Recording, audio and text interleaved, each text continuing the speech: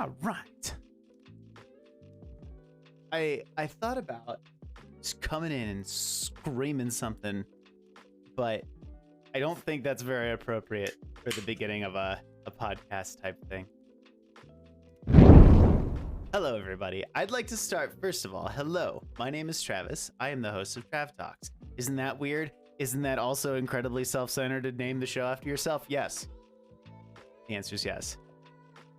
But it doesn't mean that don't want to bring on people that not only do I genuinely enjoy, but also people that I think have different unique perspectives on not only mental health, but content creation, the world of gaming in general, which has like a lot to do with Twitch, but also some people who are working outside of Twitch. Maybe that started somewhere else and kind of migrated over to Twitch. Recently, there's been a lot of developments about people leaving Twitch. So I kind of want to like address some of those. And I think this is a pretty much perfect place to do it. And I got to pull out my questions. There. Perfect. See, I got them all written down, but you're not supposed to know that. Let me introduce my guest for you. We have one of the members of TheCritCouch coming your way. We have Michael with us here today. I'm going to unmute him in a moment so that he can be a voice in the sky, and then I'll show them all to you. Michael, you there? I am. Hey. Ah! Perfect. Is this better? Oh, it's a little sexier, honestly. All right, we get the podcast voice going. Hi, everybody. Yeah. I'm Michael from TheCritCouch. A little Not that kind of couch. a little too close to little too close to the microphone. Perfect podcast volume.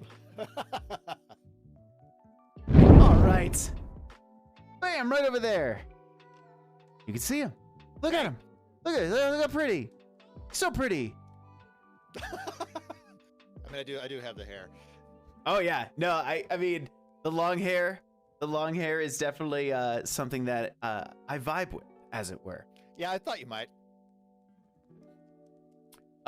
So I know you kind of know how this works, but for the people who don't know how this works, generally we kind of talk all over. We talk about content creation, we talk about mental health, we talk about kind of some of your past, some of the guests' past, as well as I'll throw in kind of my own anecdotes here and there. Feel free to chime in as usual. For those in the chat, feel free to ask any questions or talk amongst yourselves or talk to us. We may or may not address it during the show, but also at the end there will be a Q&A. So I appreciate you all being here, and thank you for the hydrate. Let's get that started. Let me address Sir Aerojohn's question really quick. I don't charge anybody to talk on the show. I don't charge any creators to come on the show. That would be extremely selfish. I wouldn't want to do that. I wouldn't want to do that. Well, I think that'd be funny to like throw out there. I wouldn't do that. So yeah, Michael, like hit us with like what the TheCritCouch is. Tell us about kind of like what it is, how it started. Give us some background here. I kind of want to hear like the full story. All right, every dirty detail. So it actually starts a long time ago. Okay. So I used to. All right. So, God, there's so many like steps to this. So I used to teach game design at the university level. I have a PhD in the program is called Arts and Technology, and it was kind of like there's a lot of video game stuff involved. I don't want to get like too deep into all of that, but got it, Dr. Michael. Got it. you don't have to call me doctor if you don't want to. That one was always a weird one to me. I hear that. So I had originally gone into doing all of this stuff like with the intention of going into the games industry. I did some independent development work, like right around the time the iPhone and iPads kind of like the mobile store. I think it was iPad launch actually. Did some couple of little silly games, mobile stuff. Nothing that was hugely successful or anything. Did some work for the university doing game development, like worked on an educational game for calculus, stuff like that. to teach calculus. Okay. Uh, I get a study that solid I liked- C minus in calculus. So Hey, I mean, look, I have plenty of C's in my history in spite of the number of degrees I have. So there is zero shame. Like, you can do very well and still have bad grades in that background. So, like, Correct. no shame here at correct. From somebody who has a master's degree. Agreed. all. Yeah. Yeah. I And mean, we got a doctorate saying that. So yeah, it took me 5 years to get out of my undergrad. So, like, don't, take your time. no worries. But so I was teaching game design, Mhm. and I taught like lots of different stuff. Like, everything from like basic game design to game history to game studies, which would just be kind of like, it's kind of like a media literacy and like how do games fit into society and how do like what kind of impacts do we have, that sort of thing. How does that all filter back into games as artistic expression? And then we had like, full-on game lab courses where all of the undergrads and sometimes grad students were actually building game demos and stuff like that. Okay. That was all pitched by students, that kind of thing. So I taught all that up until 2019. Okay. And there was administrative turnover at the university, and my contract didn't get renewed, and I really didn't want to pursue academia. Sure. Even though I loved having the conversations, I was in a unique spot where like teaching was my focus, Right. not having to do all the like paper writing and stuff, and I wasn't going to find that anywhere else. So Okay. I was like, I don't want to go back into academia. I now do not work in a field anywhere related to games, but what happened there was like I loved teaching and engaging with my students. Yeah. I loved all my lectures were conversational. I wanted questions. I wanted to be wrong. I wanted, to be pushed because I like to answer questions. Right. And so that was like a big rewarding piece of teaching for me. And Right. so I was like, well, okay, how do I continue doing this in the game space, knowing that I am going to a far more like secure external industry for my day-to-day life? And I was like, well, okay, let's try YouTube stuff. Because I mean, I think much like a lot of people, I liked a lot of Let's Plays. I mean, I know like you're a fan of Game Grumps, or I presume you're a fan of Game Grumps. What gave that away? Don't know. I had a feeling. Wow, you really are a doctor, aren't you? I get a little scratch in my head. But Yes, I big like fan. them too. And so I was like, well, let's just go down that road. Let's try YouTube stuff. Sure, yeah. So YouTube is really where I began trying to push things. And, ironically, we didn't actually get to release our first video until back in April of this April year. 2022. Okay. Yeah, because, 2019 hits. I had this like span of where I wasn't employed from leaving the university to looking for a job. Yeah. Got a lot of ducks in order to start recording things. My friend Skylar, he was in grad school with me, and he was kind of like my initial co-partner in crime in all of this, and we were recording together. Okay. And so we were like, all right, let's create a buffer of videos so that we can start releasing stuff. And then, And this is in 2019. yeah, this was in 2019. Okay. Wow. And 3 years in the making. yeah, well, because then, I got a new job, and I was like, all right, I'll get situated in the new job, and then we can get back to it. And then 2020 happened. All right. And so that just, that wrenched everything. And so that's fine. Like we had a bank of YouTube videos we had played through, mostly retro stuff, because part of my approach was like, I want to do retro games, but talk about a lot of the design and a lot of the interesting stuff. I mean, still joke around, but I honestly always felt like retro game design it didn't get discussed enough in terms of how it historically affected things moving forward, and like what were some of the interesting things that nobody really remembers, behind the scenes, because we all get caught up in Zelda, Mario, Metroid, that kind of thing. Big Nintendo powerhouses, of course. Oh, well, yeah. I mean, I think you can probably see there's an N64 controller box back over in that far I do corner. see that, yeah. And it's got like a bunch of manuals in it. I mean, I can just like reach over here and let's see what we get. Magic? RoboTrek. Oh, wow. uh, Love that. there's about 200 PS2 games in that closet. But so yeah, I mean, basically over the course of like the last couple of years, it was just kind of, all right, getting stuff in a row. You know, once we were able to get back together, we finally were able to like start getting videos out. And Fletcher's saying we're both a little quiet. Got you. I saw it. Cool.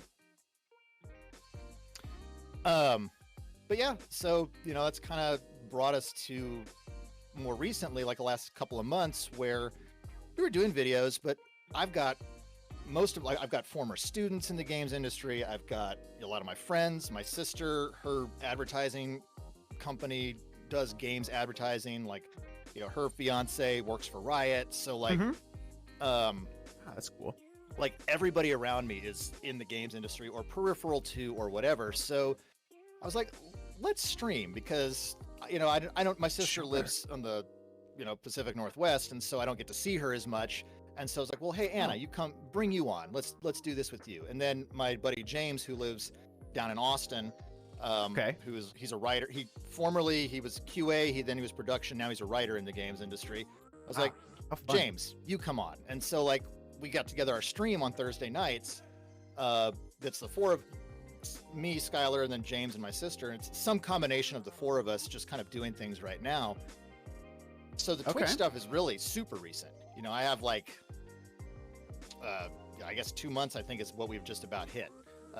So it was really YouTube like first. affiliate status, you mean? Oh no, we're not even that close. I think we're at like 41 subscribers, maybe. Like we're super fresh. Oh, on Twitch. Yeah. Like Okay.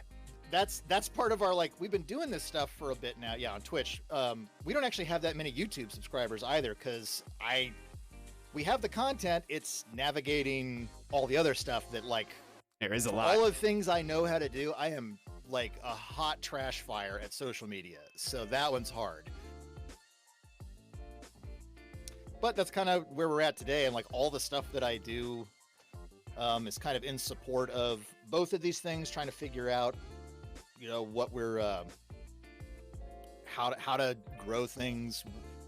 What are my thresholds? Like, sure, you know, that's a big thing. I make all of our assets, you know, visual assets. Like I think I mentioned to you before we hopped on the call that, like, you know, I wrote the theme song for our YouTube channel, and actually it plays at the beginning of our stream. And so it's like I do like all of that. So, you know, trying to, and then I also kind of, I think you saw, maybe you've seen on our Twitter, I post like pixel art from time to time. Yes, I have usually seen related to whatever games we're playing. So, you know, I do that, and it's, I mean, that's for fun. Like, that's an outlet, but it's still like in support of everything. So I've got all these like creative ventures. It's very rewarding, but it's like, all right, I'm doing all of this stuff. Now what? Sure. And I think that, yeah. So like, there is something to be said for having all these like different like things, like, oh, I can see this and I can see this, and wow, that's really, like, you have like all these visions, and then the execution part is something that can be like totally foreign to some people.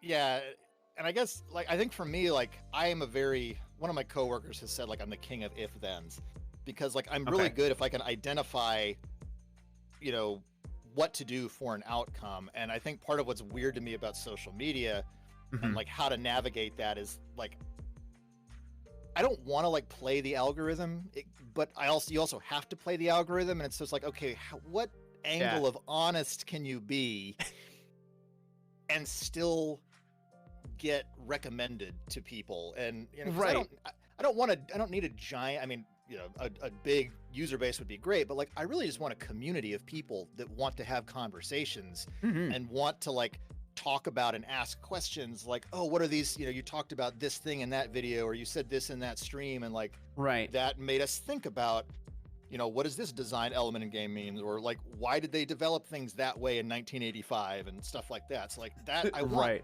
that. And like, that's not an algorithmically targeted thing. That's not something the algorithm is like, let's do that. Well, it's certainly like, And I think I talked about this with Ninbao a little bit. Of course, at the part you missed, when we were talking about how we can kind of like try and zero in our audience as much as possible, while also trying to expand your audience, which like is so counterintuitive, and like finding that balance can be incredibly difficult. You know, if you want to be a retro streamer, okay, great, do retro games, and you're gonna find, and that audience that likes retro games will kind of find you. But then if you're like, you know what, I want to play the new Horizon game, and then all your retro people are like, no, we don't like that. It's 3D, what? Ew. Polygons. Yeah. And it's Get your ray tracing out of my games. What is this, shading? I don't think so. But yeah, so Z-axis, fuck you. So what have you found is like you created a bunch of content like 3 years ago. Yeah. So what have you done with all of it? Well, I mean, so all of these videos, and actually Chumasaurus, who just spoke in chat, that's Skylar, so that's the other half of like the YouTube recordings. Oh, welcome in. Hi, Skylar. But I mean, those go up. You know, we've had a regular release cadence starting from April for all of the videos that we've done. You know, 3 videos a week, and it's like split between games, and it's just been releasing. We're slowly coming to the end of our buffer, so we're actually getting together on Friday to do some more recording of actually some footage that we lost because of my computer crapping out 2 weeks ago. Oh gosh. But yeah, I mean, it's just kind of, we keep getting together and keep doing that, and then the stream added in here is right now that's sort of a low impact thing. But we're kind of deciding what to do with that. Like, I have all of our stream videos saved on my computer, and I mean, I know you're super familiar with like cutting TikToks and stuff like that, and right, you know, that's kind of like, all right, we've got this YouTube channel that is a repository right now. I mean, there's probably almost 100 videos up on it. Awesome. But like, what do we do with the streams? Like, you know, yeah, how do we hack them up, and how do we make that digestible for YouTube? And so like, yeah, it's a constant, like every time we add a new thing, it's, you know, it tips backward to every other thing that we do. And even though there's 4 of us, like, this isn't our life, or this isn't our livelihood. Oh. So yeah, I mean, like right now we're just kind of keeping on, but it's like we have to experiment here and there. Like we're experimenting with like a new titling structure just to see if that will get, with some new videos, if that'll get some more impressions or recommendations or stuff like that. You know, clicks. Yeah. For, you know, I think that I've seen like 100 to 200 impressions on a video, but like we don't get a whole lot of unique viewers. It's mostly people that are already subscribers. So it's like, right, okay, I can't exactly go ahead and conduct field tests on that. I don't know who's not clicking on my shit. So right. And part of like that kind of throwing your line out there, as it were, you know, like I literally everybody that I've interviewed so far on this has said the same thing. Luck has a big old part to do with that. Yeah. I've got a great example of that, honestly, and it's not related to me. And I'm going to like state up front that I had no part in this success happening. Okay. One of my have you seen on TikTok the guy that does the reloads? Like, he does like reloads of household objects. Yeah, where he's like a lamp and he's like, yeah. That was one of my TAs. It's awesome. He was one of my teaching assistants, and he's a fantastic 3D artist. Like, that's just his sense of humor. Yeah. He was getting, you know, I'm not gonna, like, I don't know enough of his story to tell, but I know he was frustrated, you know, with like the games industry and contract work and stuff. Sure. Just roll over. Yeah. And he was kind of just making these things as like, he had good ideas, he had jokes, and it's like, you know, they took off. And it's like, I go into, you know, Discords, and I see, I mean, and now that he's big enough and he gets this spread, his humor is good, his content is good. But he hit that like nail just right. And now I log into, like, you know, my Discords, and someone will post, it's like, hey, you know, Commander did this, he put this thing up here, and I'm like, oh Carl's at it again. There he is, yeah. But it's like everywhere I go, I see that, and it's like good for him. There's like no jealousy, no shame. Like that is really cool for him, and I know he's kind of blown away by it too. But I'm gonna comment on one of his videos being like, I met your professor. But yeah, he just, it was good idea, good execution, but also right time, right place, because there's a lot of good ideas and good executions on TikTok and on YouTube and everywhere. Right. Yeah, and there is something to be said for luck, because like you and I talked about this previously, how we're both kind of we end up kind of looking into, like, we kind of be number hounds a little bit, or just like, like, let me look at this data, like put it against this data, and I want to see what this looks like. And that's how we sound too. We sound like this. But so, like, I remember the other day, I'm gonna pull it up, and I'm not bragging, putting that out there for everybody watching. An asshole. But like, it's okay. You can brag.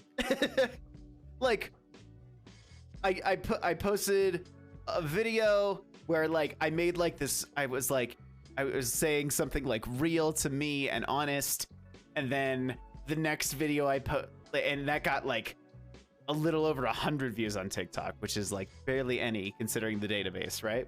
Mm-hmm. And then the next one is I'm making a really stupid joke about like the 25-year-olds that pay off their student loans, but they're like, this is how I did it. And it's usually like some fucking massive inheritance.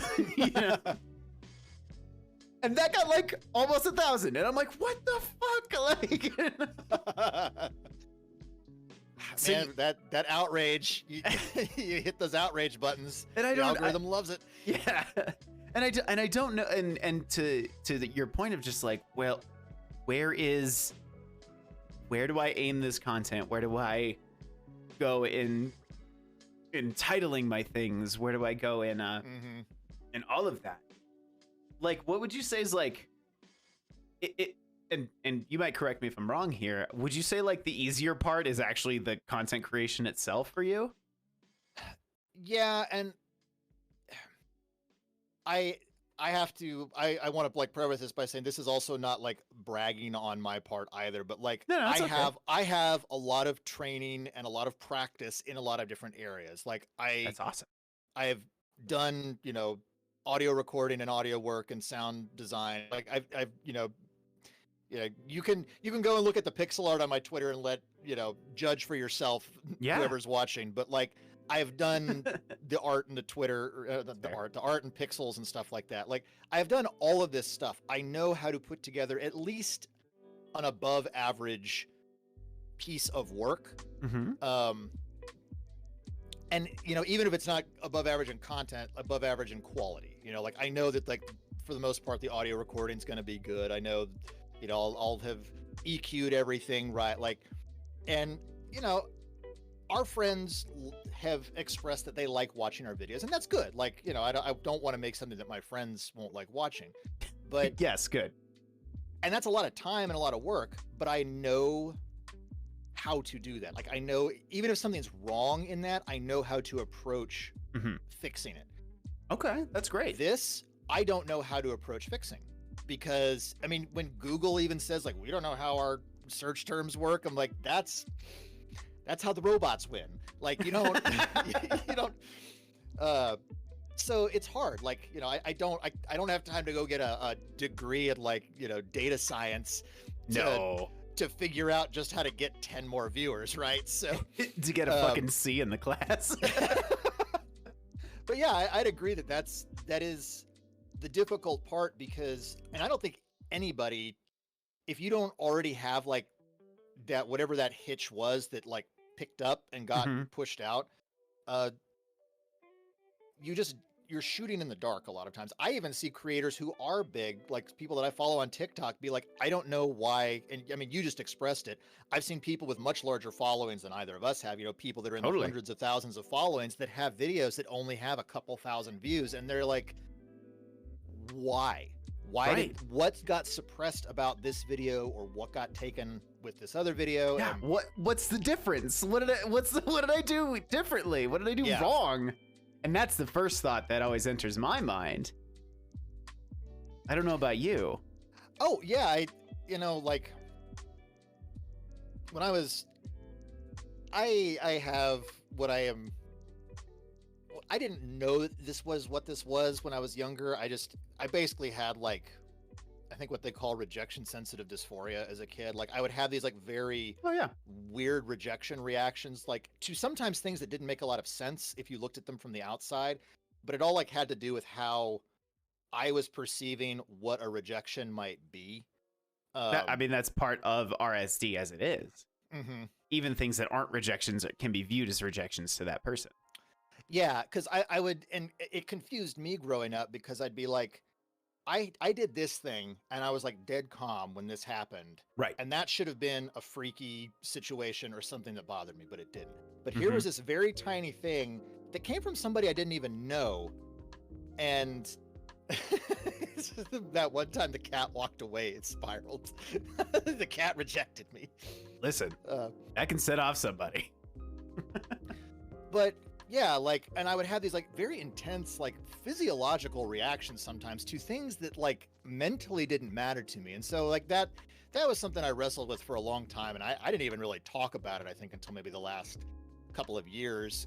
Once I kind of found out what that was, and they're like, oh, that was a thing. Yeah. That's a real thing. And there's it's not like just me being weird.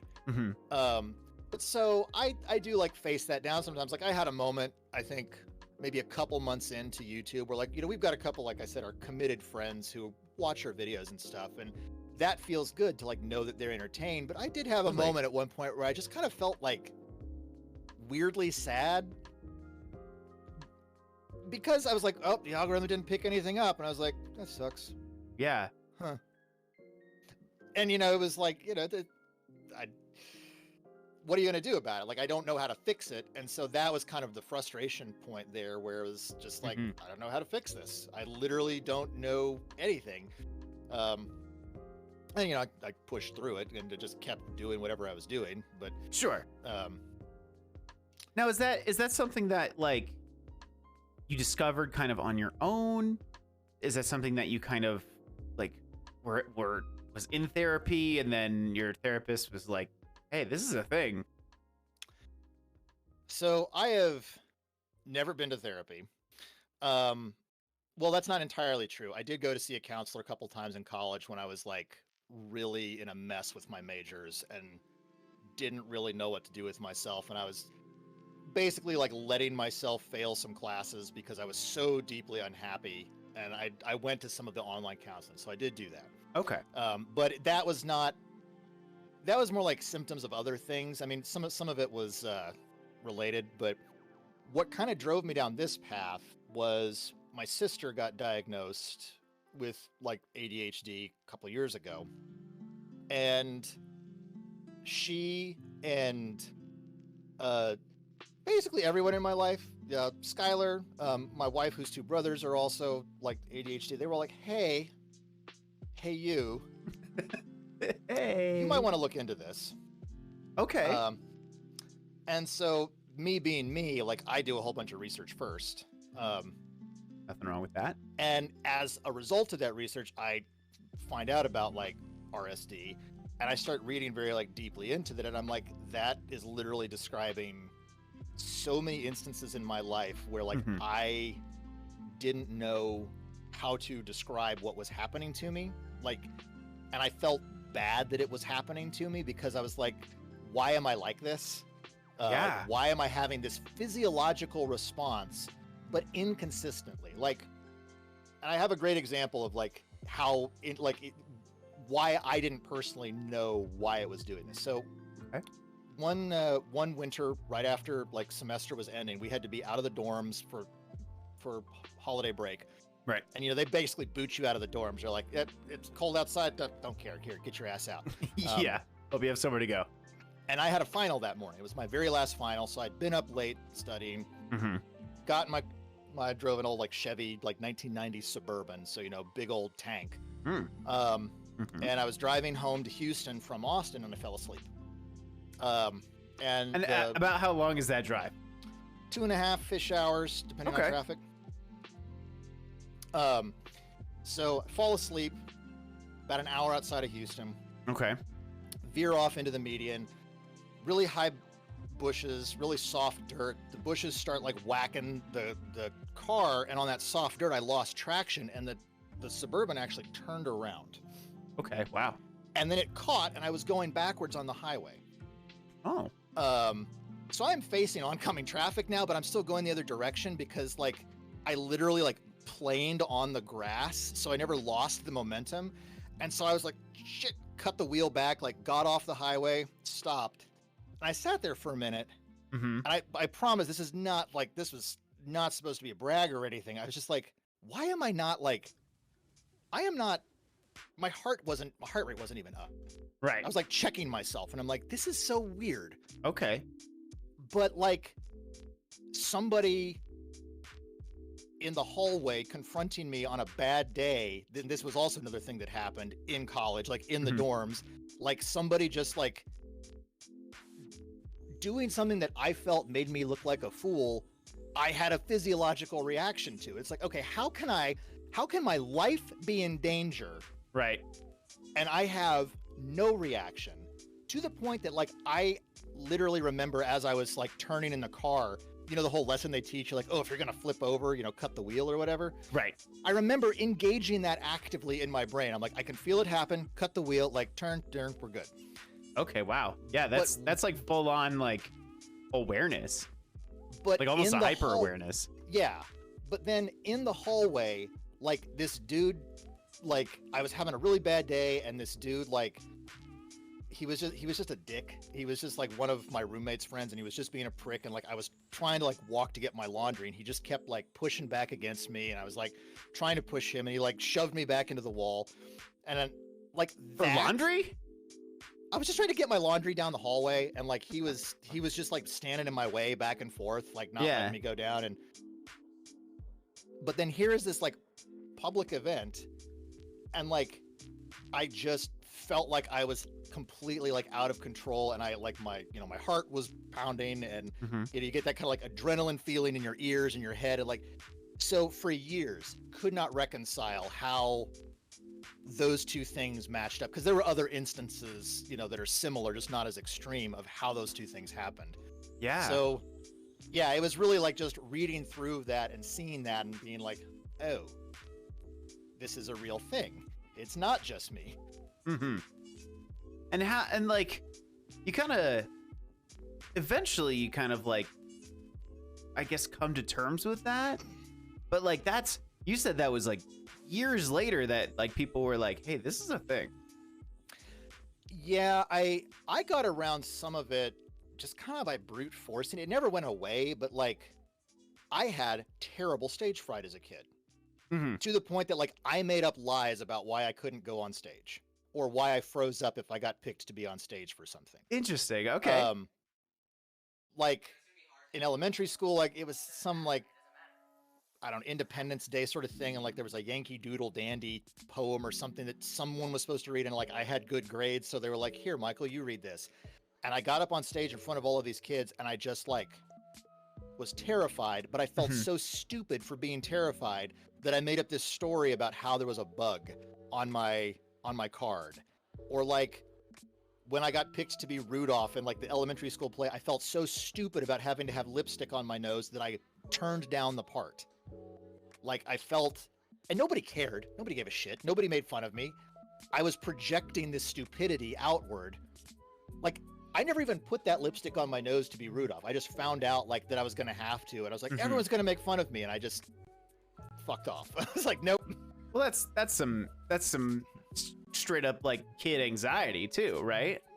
Yeah, but I like, you know, I just had terrible stage fright. I mean, because that persisted. I mean, that was like, it got a little better in elementary school or in middle school when I was in band, and like I had to like do solos and stuff, but I could also fade into the rest of the band if I screwed up. Sure, yeah. And it wasn't until college where I was just like, this is stupid. And I started volunteering myself more to like read aloud in classes or whatever. And then I was like getting positive feedback from teachers who said, oh, you read that well. And like, you know, they liked it. And so I was like, oh, okay. All right. Well, that kind of like helped me. And so, you know, then I eventually became like a college lecturer. So sitting in front of 120 people, like 120 like 18-year-olds. Like that's quite the step up from Rudolph. yeah, but like I said, I just kind of brute forced it a lot of times, and I think the frustrating thing about it for me is that sometimes like you would get in a position where I can't always control what triggers it. Mm-hmm. And so I have to like engage whatever lessons I learned from the last time it tripped and see if I can apply them in the middle of the event happening. Like on stream or It hasn't happened on stream. It has happened in games in the past where like okay. where like I have had a very like I've had a reaction to something that somebody said in chat. Like, you know, I know you don't really play MMOs, right? All that. I know of them. Okay, well, you don't need to play it. You just basically, like, you know, when you're in dungeons or in raids or stuff like that, like everybody's in chat. You know, they're saying things, and it's global chat type stuff. Yeah, global chat, party chat, that sort of stuff. Mm-hmm. And a lot of times those chats will trip that reflex. So I have, as I've gotten older, it's like I'm not as bad at dealing with it anymore, but I've definitely like moved. Like I have way more just resistance to like doing random party finders and things. I like to play with my friends. Sure. Just because it's exhausting sometimes to deal with that when it happens. Okay. Yeah. So like, you know, I watch TikToks and stuff or Twitch feeds of people that are like, you know, they're making content out of speaking randomly with people. And it's like, if I could go into it with the right mindset, I'd be all right. But like, I feel like there would probably come a time where, you know, I tripped over something, and I hate the idea of that so much. Right. Like having that be on a live feed somewhere. It makes it easier to like surround myself with the people I like and just kind of be protected in that space. No, and I think that makes a lot of sense, right? Like, because like not everybody is going to have that. If we really wanted to break it down, that kind of like external, internal, or not external, internal, extrovert, introvert style type thing. It's like, well, I'm just more of a introverted type person, so I like my kind of close circle, and that's about it. You know, like that's fine. If you're that type of person, that's fine. In chat and Michael, like if you're that type of person, that's fine. There's also the extroverted type where it's like, oh, I go out and talk to anybody and everybody and everything, and it doesn't matter what's, you know, you could be having a gun in my head and I try and make a joke, you know, like there's those type of people too. And I think that might just come down to like almost personality. Personality alone. And I think actually Chumbosaurus actually brought up a solid point here where they asked, is that some kind of perfectionism? And do you think that's what it is? Like I actually had that thought while you were speaking. It is, and I think he's asking a bit of a loaded question because he's known me for so long. Okay. But that isn't like, I am very much like I have to have things right, and so I think it's actually maybe in my case, it's probably a little bit of like, I like things to be good. I do 100% like that. I always have.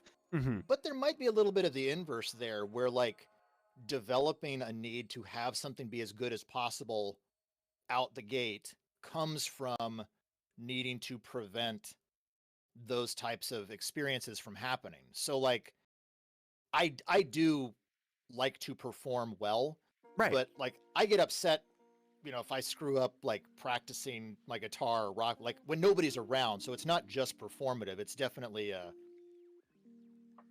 it's definitely got a piece of like I need those things to be in order, but I definitely think there's a piece of it that's trying to protect myself from, and I think it's been kind of subconscious, honestly, for a long time. I didn't really realize that was what was happening, but there's definitely a protective element there. Right. Like the more perfect I am out the door, the harder it is for that response to come up. Or if it does come up, I have been so prepared for it that like it's easier to point to the thing to fix, or it's easier to address whatever happened, or sometimes it makes it easier to dismantle whoever was coming at me. Like if they were coming at me in bad faith, I can be like, I did all of this stuff. That's a bad faith argument. then I'm protected basically. Okay.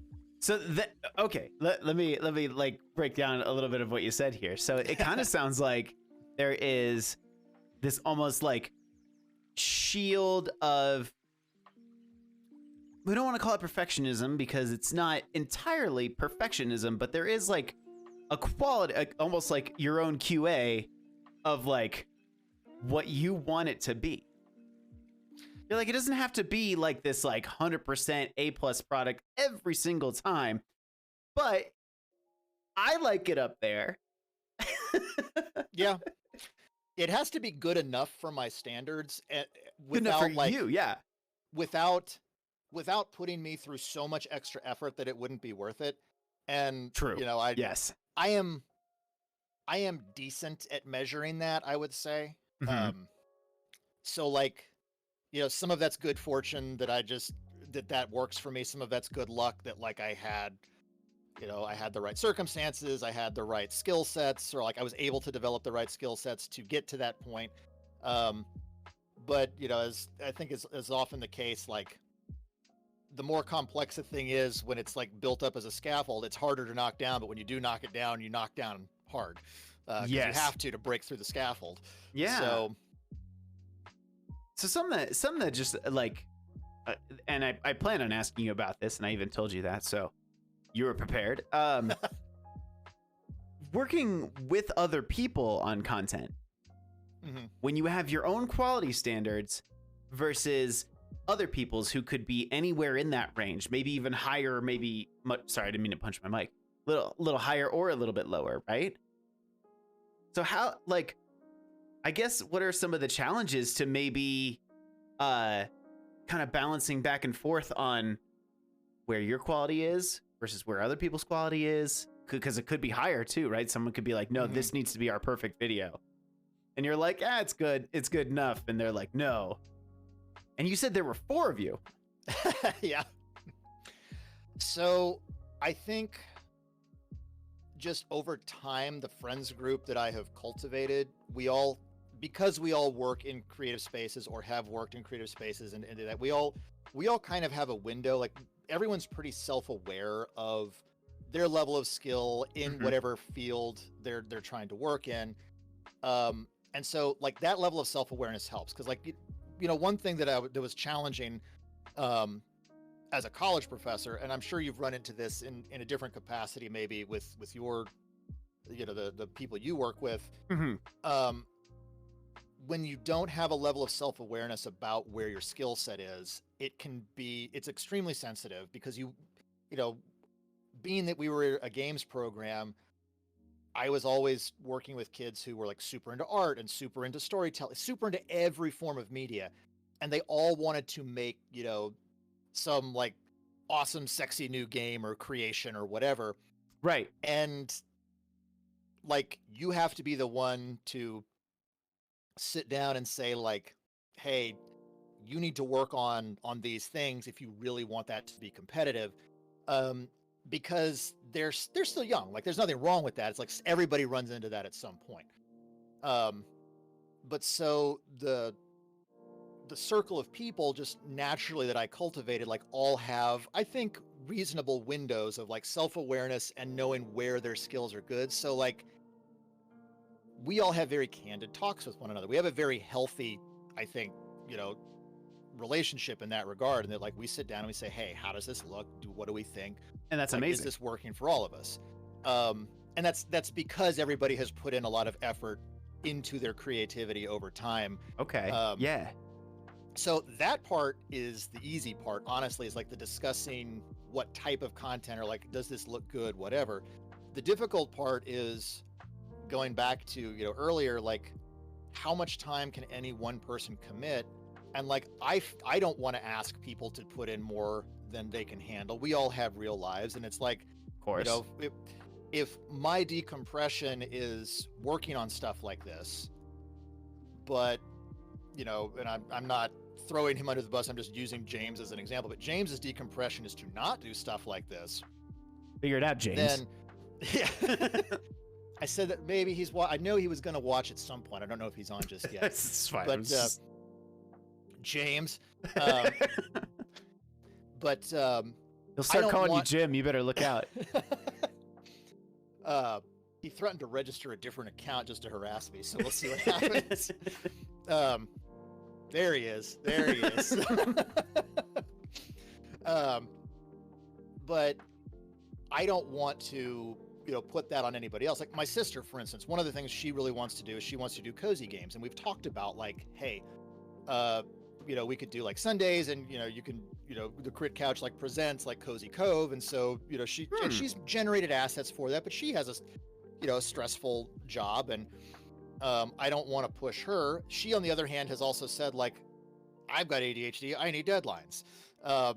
Give me deadlines and we'll do stuff. Which can help with people. Yeah. Yeah, it can. But I don't want to like slowly turn into the hammer that it's like, I'm going to drop if you don't, stream our stream that is paying us nothing. Yes. Absolutely. And so, like I don't ever want to step on them. Okay. For anything. So like that's a lot of the negotiation really is it's like, okay, of the things that we have talked about doing, what can we realistically do? And how honest can we all be with what we can do? Like, cause there's a difference between what you want and what you can, Yes. Yeah. So like as somebody, just my own anecdote here of like working, and I only had one partner. I can only imagine what it was like for three other people. And like I can imagine just like what we had to deal with was like we each had our own like stressors in life and like how those stacked on top of each other and like what is important to us here, what's important to you here, what is like, do you need deadlines? Okay, deadlines don't help you, they stress you out too much. All right, well, let's reel it back. There was a lot of negotiation, and it sounds like from what you're telling me, like how much y'all knew each other and how long you've known each other, that has been like a huge help. Yeah, because in a sense we got rid of a lot of the messy stuff first. Mm-hmm. I mean, so I've known James since I've known him almost getting close to 20 years, and I thought you were like 22. What was that? I thought you were like 22. Yeah, we were both 2, right? Like that's, I got my degree at 14, my PhD at 14. It's totally normal. Yeah. All right, Doogie Howser. I'm nowhere near as good looking as Neil Patrick Harris. So. That's a reference that like my clearly very young audience is gonna get. I promise. But we had incidents in college where we would get in these weird fights, and at one point we were like, why are we fighting? Because what would inevitably happen is we were actually arguing the same thing, and that's why it was a confusing fight, but it was because we were arguing at it from different perspectives and assumptions. So it was like one of the first times it happened was over like a video game idea discussion we were having, and I was making some assumption about a thing, and I was just like, oh well, if you're gonna have this mechanic, then of course you would have this other thing. He was not making that assumption, but by the time we got 45 minutes into the conversation, it's the whole like 2 degrees doesn't seem a lot until you're like 3 miles out, and right. Now all of a sudden you're way apart. That's what had happened, and we start getting in this fight because it all went back to like one assumption we hadn't established 45 minutes ago.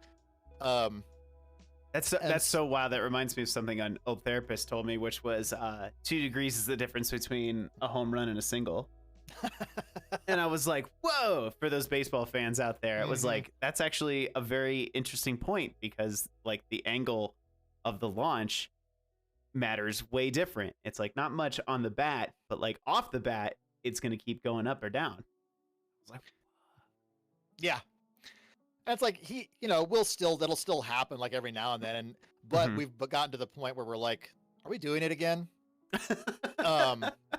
And then it stops, like it doesn't get that far anymore. But, that's taken so many years of friendship to like understand that, so that makes discussing these things easier because we have that level of respect between ourselves. And Skylar and I think, are the same way. Like I've known him a bit less time, but it was like I knew him. It's only been like 5 or so years less. But still a very long time. And right. We've negotiated our communication styles and stuff before. Um, like I think when I'm having a bad day, it bothers James less than it might bother Skylar. He can speak to that, but just my perception of it is it's like Skylar doesn't need me to have a bad day in the way that I have bad days toward him sometimes if we're having bad days. And so it's like that requires a different approach. And what my bad days that cause him stress are different than the bad days that cause James stress. So and vice versa. So it's like right. We've learned to negotiate these different approaches to one another, and that helps a lot in having these discussions. When we're trying to figure out, does this content work? Are we happy with this? Yeah. But there is like, I think at the end of the day, still just the okay, how much is too much? Because I've had this conversation with both of them multiple times, and with Anna as well a little bit. Just Anna's been a little bit less in it because she just started with the streams as opposed to the YouTube stuff, with which Skylar and James have been in conversation with the whole time. Right. Okay. But now it's like, okay, who has time to do what? Because I never feel comfortable asking people to do other things of this, because I still feel like I'm driving it. Okay. Which isn't fair because they're on it with me just as much. Right. Yeah. They're I wouldn't be doing this without them, but I think because I spent so many years ruminating on it, it still feels like I have to be the one driving it. But that means I really don't want to ask them to do more than I feel is fair. That makes sense. And I know they're both watching, listening to me say this. I have said this to them before in some capacity, I think. If I'm out of line, y'all go ahead and say some shit. It's cool. Just put you back in line. I'm not just saying this behind their backs. Yeah, this is fucking James. God damn it, James. Yankee loving ass. But I call him Jim. He doesn't know the difference. I'm kidding. I have no idea who you are. But the difference is kind of figuring out that kind of balance between the two can be so difficult. And there kind of ends up without needing there to be kind of a hierarchy. And it's not like it's on purpose. And it's not like it's on purpose, and it's not necessarily a pointed thing, I guess is a good way to say it. Is that kind of what I'm trying to say? No, it's a natural thing, 100%. It's just a thing that happens, anytime you have more than one person in a room, somebody is going to, you're going to have different skill sets. You're going to have different desires, different wants. So inevitably, even if you tried to be the most perfect split down the middle responsibility split, somebody is going to take on more of some responsibility that on some cosmic metric is larger than the other, because that's just, nothing is perfectly split down the middle that way. So so hard. It inevitably happens, right? Yeah. There's always going to be some sort of responsibility split, no matter how hard you try. That's going to err one direction or another. It's better to operate in the window than it is, a strict stair step. Absolutely. But yeah, and I think because I was such a driving factor, a lot of this was me. And Skylar even jokes on stream and in some of our YouTube videos where he's like, I'm just along to make jokes and bother Michael. It checks out, right? But at the same time, I wouldn't be doing that if I didn't have him alongside, So it's so whether it looks like I'm doing more of the talking in our videos or not, I still wouldn't be doing it without him. So that counts for a different type of value than whatever I'm rambling about at any given video game mechanic moment. Right. And I think that makes a ton of sense too. When you said, actually really resonated with me, rather than it's instead of steps, you're trying to kind of split it in a certain way. And I think that's something that ended up kind of it resonated with me because when Cam and I were working on Tank Bros together, like we couldn't split the things as evenly as possible. You know, we would split revenue, but we wouldn't split. We couldn't split duties the same. Like I had to do most of the social stuff. He was kind of the tech guy, as it were. You know, so he's the one who made our stream look good and added this, that, and the other thing. And if I was like, hey, I have an idea, let's put this as an alert or whatever, like he could do that. And you guys have this kind of differently, like. Yeah, and you know, we're all, I think, like one of the, sorry, I had like 3 different thoughts, like all at once. Of course. It is different. I mean, and a lot of it boils down to like I drove starting a lot of it. So like I took on the tech stuff just because I started doing it. And that is not to say that like, you know, Skylar, you know, Skylar's like, hey, send me, you know, the stream videos and I'll start working with those and stuff like that. Which is cool. I am absolute, like I said at the very beginning, I think of all this, I am absolute utter horse shit at social media. Like even when it was, you know, when Facebook was brand new and that, like I was in college and it was brand new and everyone was like, we're doing Facebook. I'm like, what the fuck is this? Like like I don't feel like spitting my ideas into the ether. Honestly, probably related to the RSD stuff. Might be. Probably worried about the whole like, it's just frustrating for me to throw ideas out and get no response to a level where I'm just not going to do it. Sure. And so like, you know, that's a weak point for me. So like, you know, having somebody else that can handle some of that, to me is a great divide of responsibility, even though if you looked at it from the outside, it would look like, okay, the video editing takes a lot of time and work, but like, what is that worth to me in the stress of dealing with Twitter and like that sort of thing? And as long as everybody's open and honest about that to one another, like I think it's fine, you know. I think yeah, and it's something that is inspiring in a way to people who might be out there looking to start or do their own thing, is like having that like level of confidence in one another to be able to say, hey, like this, I'm out of gas. I need you to do this. Or, you know, like editing is something that just takes fucking forever. Like it's not necessarily the most like difficult thing in the world for some people, but it takes forever, you know, and there's like that level. And like you said, it's like, what is that worth to me? Maybe even mentally over any other thing, like monetarily, whatever. It's like, no, over like my own mental anguish. Yeah. And because, you know, to your editing point, and I know at this point it's not like a foreign, like a lot of people understand that editing is tough, but there's, I think, still even more that don't, where it's like our YouTube videos, there's not a lot of special editing that goes into them. Like it's the recording, and like, I mean, I go through and I EQ all the audio, I cut things out, but it's like just making sure the audio is clean, cutting out coughs, cutting out sneezes, you know, stuff like that. Right.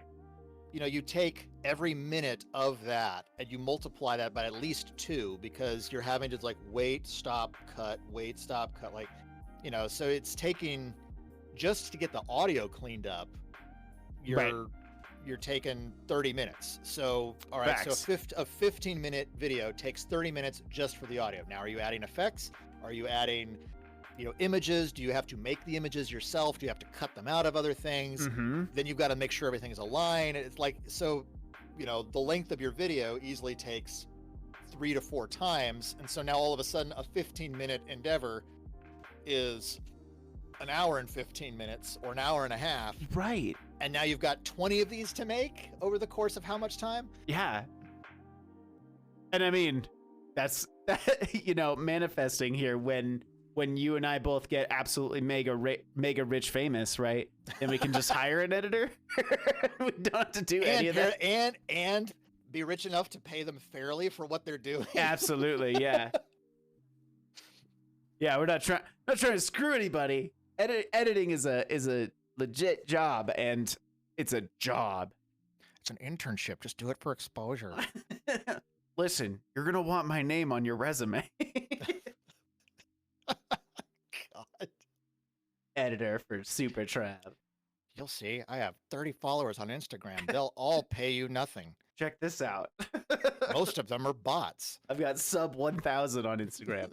But no, it's yeah, that produces its own value to you. Each of those different steps produces their own value of what goes into the entirety of content creation. And you said something earlier that I also resonated with, which is you don't like to ask people to do things because that feels weird. And it feels like, well, I'm not the boss. Like, this is like a partnership. I don't want to be like the boss, as it were. Yeah. Oh, the thing that has brought down so many startups, like just people that have ideas and want to do stuff with their friends, and then they turn into a tech bro company, and all of a sudden they all own Bitcoin and they all hate each other because they can't expand their business properly because they're not friends anymore. Oh my gosh, yes. I mean, that was a big part of this sounds the way I'm about to put this sounds awful. Cameron and I are still really good friends. But we are not business bros because we run it so differently, and it was quite literally tearing apart our friendship.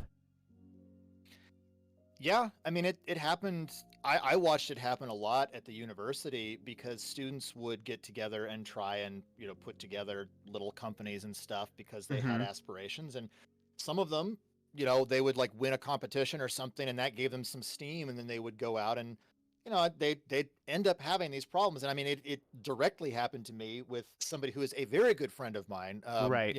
We patched everything up, that sort of stuff. And he would know better at this point in his career than to do this. But, we were working on a mobile thing, and Flappy Bird, right. It was actually, it would have been really good if we could have gotten it. Like, it was such a solid idea. It just needed better execution, but what the fuck doesn't, like that's the story of everything. But when it came down to breaking down like what potential compensation would be, I got less because he didn't, like the sound work and stuff that I was doing, he was not valuing the same as the other people's work on it. And it that's James Navi. Oh yeah. Chumosaurus is Skylar and Mud is James. And that wasn't even the first time that it happened to me. It happened again, or previously on another project that I had done. I had written 2 pieces of music for that went to Microsoft. Used to host some indie competition, and so like they submitted to it, and so I wrote 2 pieces of music for it, and in case we won any of the prize money, we had like some contract split outs, and it was the same thing. Everyone else on the team had an even split of what that would have been except me, because the music that that I wrote was valued at less overall input for the project, which, if you go and look at like industry rates, even for like an amateur composer, you're looking at like $500 a minute or something for, for what, and that varies based on complexity of the minute, but that's kind of like at least at the time, that was kind of a boilerplate rate. Sure. And I was like, I mean, I could even tell when I walked in, like his voice was shaking because he knew he was going to tell me like what he considered to be bad news. And I was just like, look, man, this isn't even a thing, but like, if this actually becomes a company and a collective of these students, you can't do this. Like, you have to have a better understanding of how to break all of this down. Yeah. And so, yeah, like, I've watched work get undercut because of perceived different values. And then, once if you catch and you get caught up on a train, and you get a little bit of success, that just to that 2-degree point, like if you're a little bit off course, once the train's pulling you, you're even more off course further down. And it's really easy to get in fights with people. And very much like in any sort of partnership, whether that be in this world that we found ourselves in of like content creation, or in your case when it was video game creation, which I guess is another form of content, I guess. It's all content. It's all content. Film it. We'll have a behind the scenes later. No, it's very much like each of these like whatever world you find yourself in, like this is like half the reason that's why like bands break up, you know? Oh yeah. Bands break up and companies dissolve and partnerships either in the content world or wherever like end up folding, and you know, different video game companies are made, like whatever it is. And it's so interesting that you bring that up too, because you're just like, even at the most like basic level, like an amateur composer, $500 a minute, you know? Like, yeah, and that's, you know, like there's that's a whole different realm of like understanding what like traditional market value would pose you at versus you know, indie development. And I mean, I think content creation, streaming and stuff like that has kind of spun a whole different perspective on like value of things, because people look at being able to make stuff on their own. Yeah. It's like, oh, well, we can all do this. Like, well, you can all do this on your own schedule, on your own time. Like there's a completely different piece of that skill set, which is delivering things on somebody else's timeline within their constraints to their needs. Right. And that like, there's a whole different body of stuff that comes with that. That like people just don't think about. I mean, one of the sayings that we always had in like any sort of sound design stuff was, sound design is one of those things where nobody notices if it's right and everybody notices if it's wrong. Yes. Like you have to actively pay attention to sound design in games if you want to say like, oh, that sounded really good, or they did this complex set of layering, or like, what was that combination? But if it's bad, God, your ears let you know. Well, and I don't remember who I was paying attention to, but they were saying that we'll edit it out. It's fine. I don't remember exactly who I was watching, but they were saying that like audio is easily one of the most important parts of any sort of content creation. Yeah, and I mean that's why, because like I doubt most people who are here in the stream are just strictly watching us, right? Like they're probably doing something else on the side. It's a second screen thing. Absolutely. Yeah. I mean, I like when I'm watching you, or I'm watching Navi, or you know, I'm watching Ruby or whoever, like it's always on one of my other monitors because I'm doing something else. And right. I mean, even if you want to watch them do the thing, I get it. Like, I mean, I'm always watching myself on my second monitor. So I even hate myself, so it works. You know, it's fine. I even put myself on my second screen. Yeah, I'm not worth my main screen. But so, like, that, I mean, and, you know, there are a lot of people that do streams, but they also, you know, ship them as podcasts and stuff like that. Like, they put the audio out there. And, you know, if you're a podcast, you literally are your audio. So that conversation is just very jarring if it's coming through somebody's, like, car speakers on their way to work, and it's going, like, you know, you're getting all this kind of bullshit noise going through. Right. I mean, that's actually why Skylar and I have to go re-record the footage. That what happened with my computer was the audio got screwed up. And the thing is, you can understand everything we were saying through the 2 hours of audio we lost, but there's this constant like blipping noise where the input output on my motherboard was going out. And so it wasn't getting the data stream smoothly. And so it's like, you can listen to it and you can actually understand every single thing we are saying and joking about and talking about. Right. But it is a nightmare to listen to because of that little bit. That's killer. That makes me like almost sick to my stomach. I'm like, oh no. Oh no. It happens. It's not the first time we've had to re-record stuff because of technical errors. We actually, the whole last episode of our Legend of Zelda video, was a cable error of all things. The mic cable was going bad, and it jostled somehow just enough, right? In the last episode. And what that did was that, like, what we were recording into is like, your audio sources have changed, and it just stopped the recording because the audio sources had changed. And so our like 40-minute final episode of The Legend of Zelda, where I got hopelessly lost in the last dungeon, and wandered into Ganon's room without the silver arrow because I'm a total genius. I'd say so. Yeah. We like lost all that audio. So like, we had to run over to Guitar Center and buy a new cable and come back. And then we're like, all right, how are we going to do this? Okay, we're going to watch ourselves playing through the last dungeon of Zelda, and we're just going to, we're going to like John Madden this shit. And we're just going to like talk through what we were doing and what I wasn't thinking. It just, as we were have going to through redo it. Yeah. Yep. Oh, because you didn't lose like the footage, but you lost the audio. Oh God. Yeah, we've never lost video. We've always lost audio. Oh no. Gosh, I would just be so frustrated. Yeah.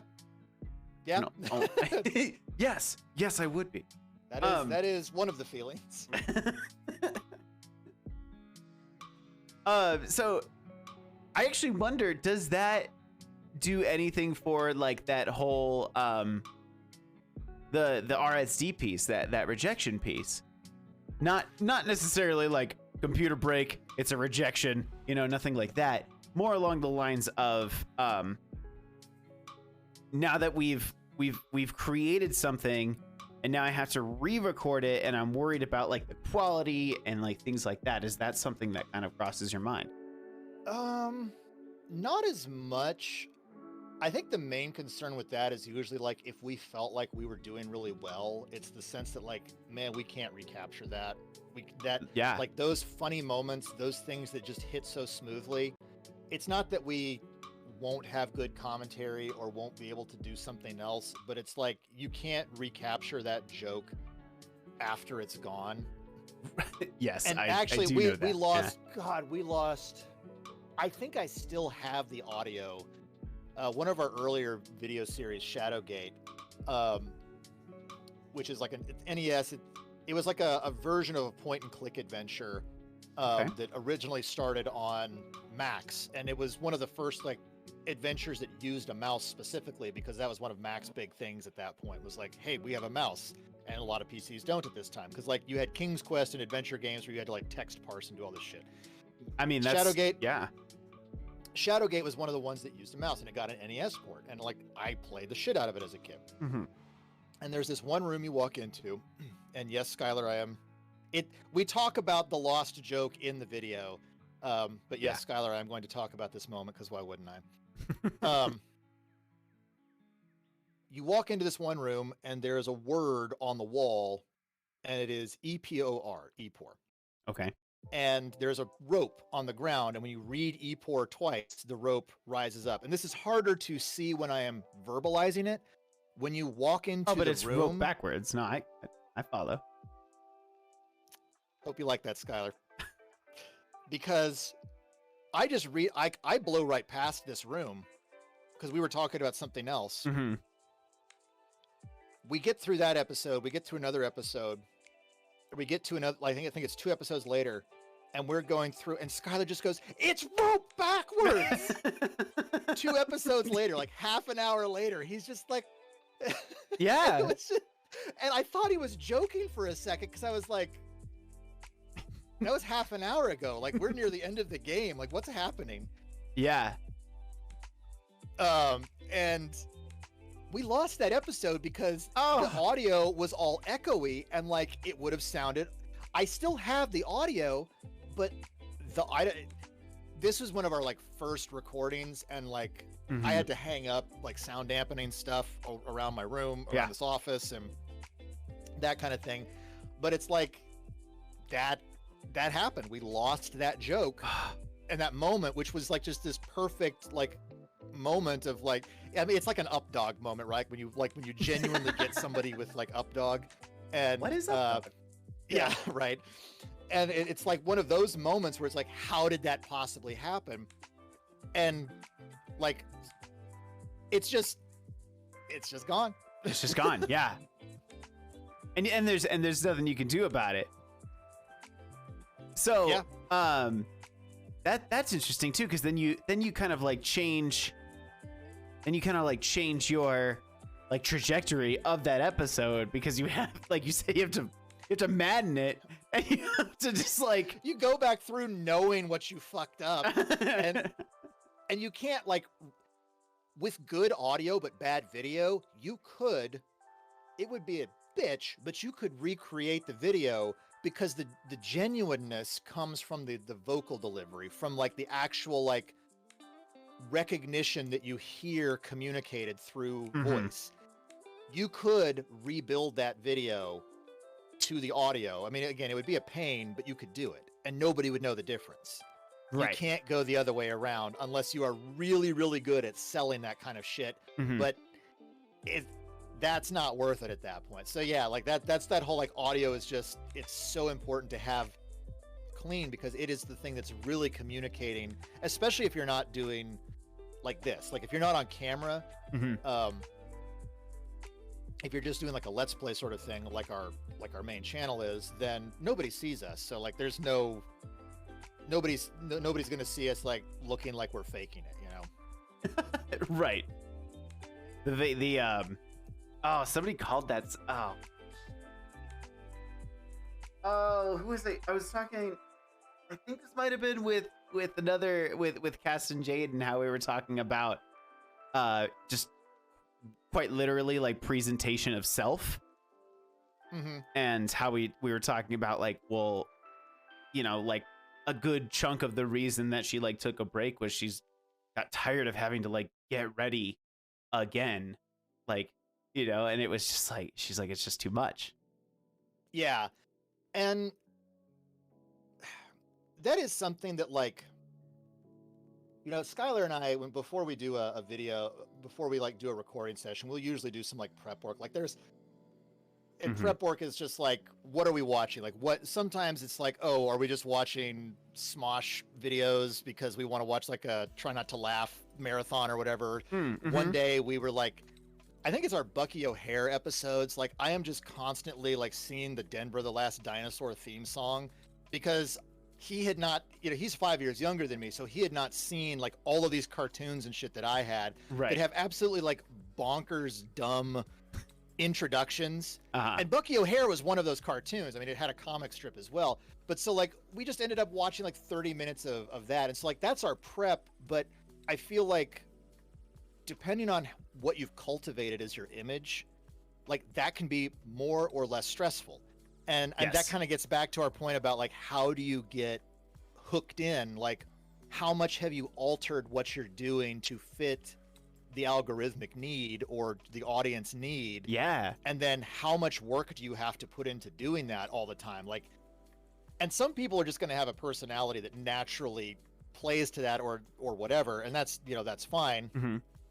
But you know, especially when you have certain content creators that set the standard for like, you know, I mean, and I'm not like, you know, shaming anybody, but like, you know, the whole idea of like hot tub streaming, right? Like that sets a tone, and there's nothing wrong, you know, like I have nothing against Amaranth or anything, but fuck yeah, that naturally means that a lot of people are going to need to follow that. And it's like, if you're comfortable sitting in, you know, an inflatable hot tub playing games, cool, like if that plays to you. But if you choose to make that a part of who you are, you are now adding in extra mental and emotional effort on top of this whatever else that you've also been doing, and now you're also choosing to kind of walk in that wake, so you have to match those steps to a degree, and that's straining for sure, 100%. No doubt. Yeah, actually, I have a good friend of mine, Miss Lima Lee.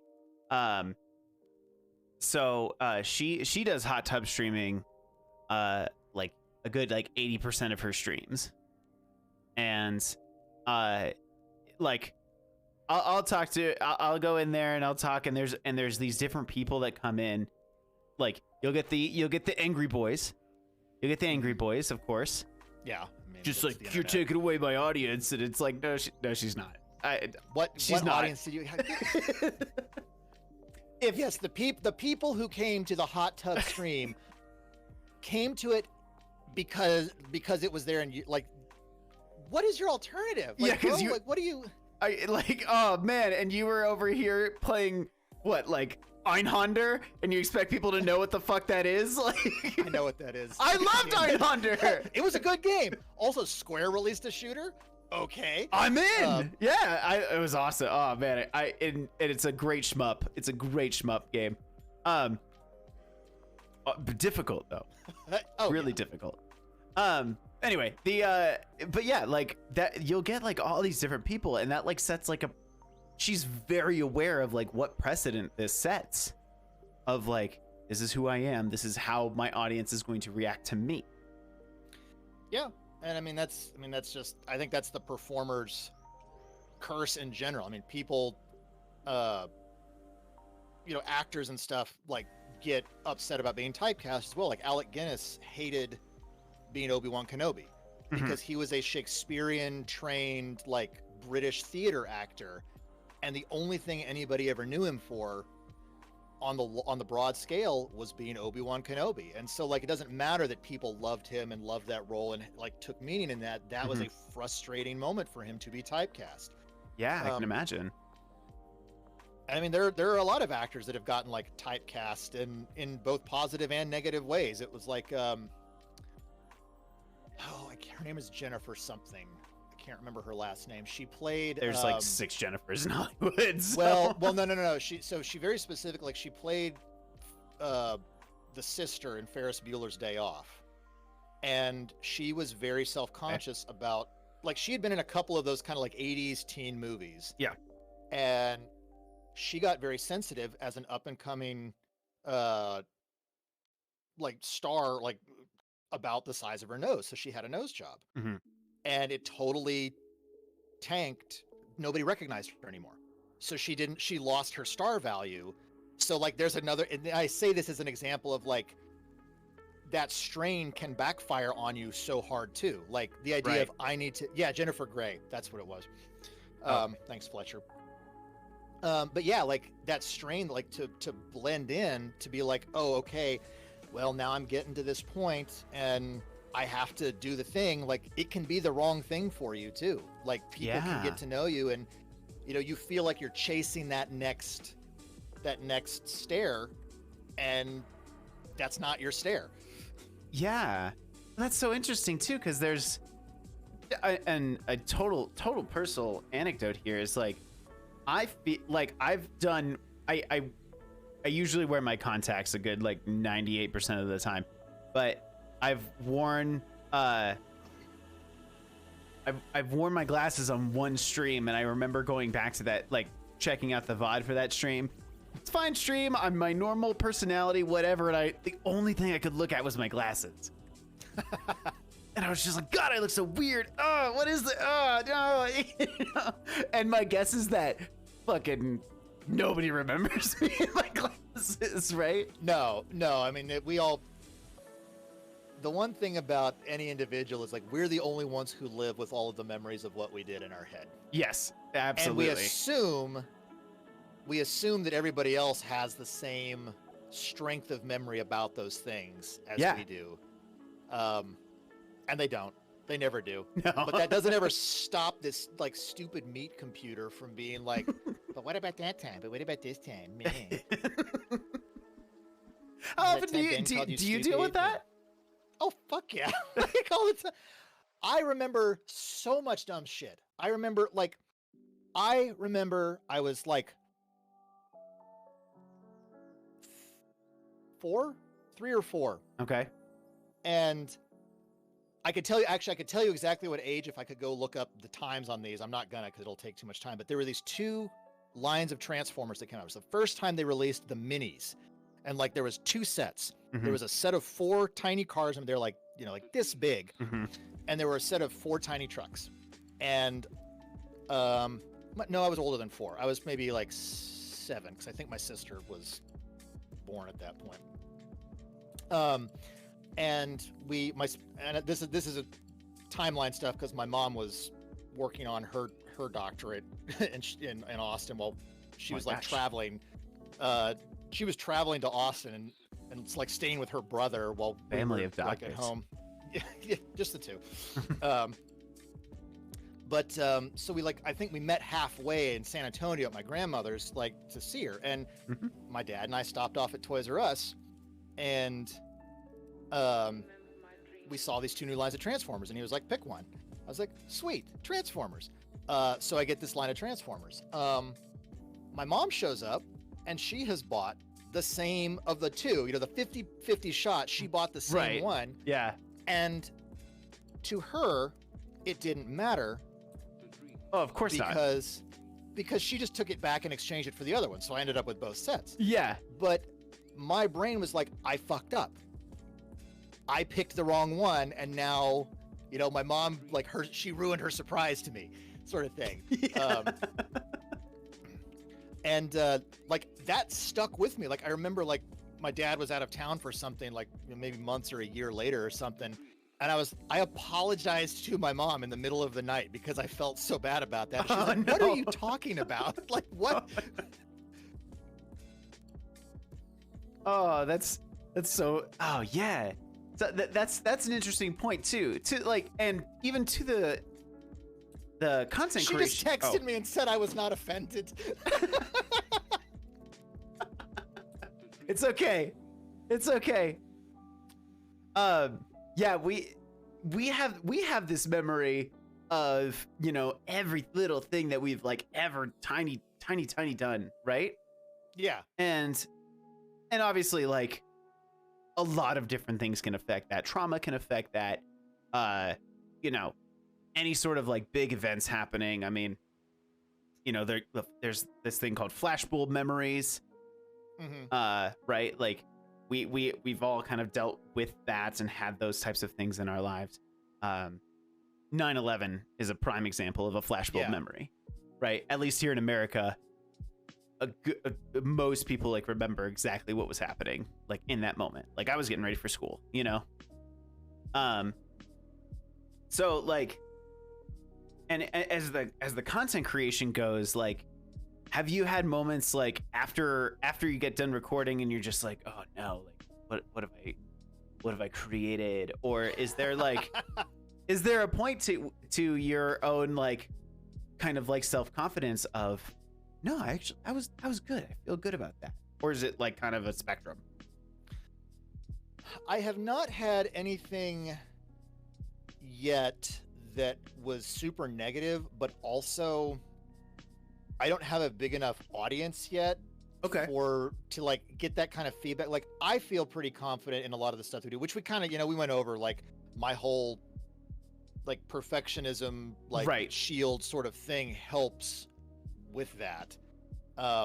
Because I at the very least know what I put out. But there have been some things where I'm like, was that joke bad? Was that something that because a lot of, when you're recording, when we're sitting down and doing the YouTube recordings, it's a bit different than a stream. Stream is very stream of consciousness, so is the YouTube recording, but there is a different mental space you get in, because we know that we're shooting 15 to 20 minutes, but we're recording in blocks. So there's this weird ebb and flow kind of arc that you go through. And much in the same way that when you pass through a door, you sometimes just forget everything that happened in the other side of the door. Mm-hmm.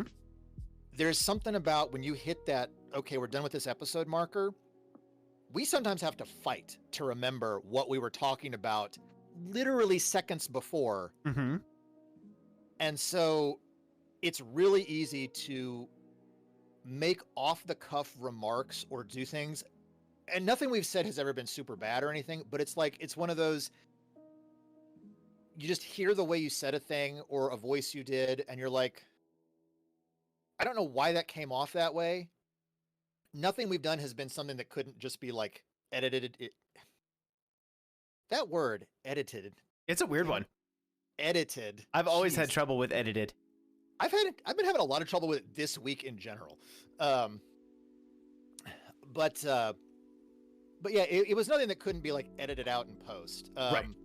So there's never been anything just catastrophic. And that is one of the benefits of the YouTube channel over something like stream, where like on stream, it's there for whoever's watching. Right. On YouTube, which also kind of makes it like when content creators release questionable shit, you're like, you had to edit that first. You had to elect to do that first.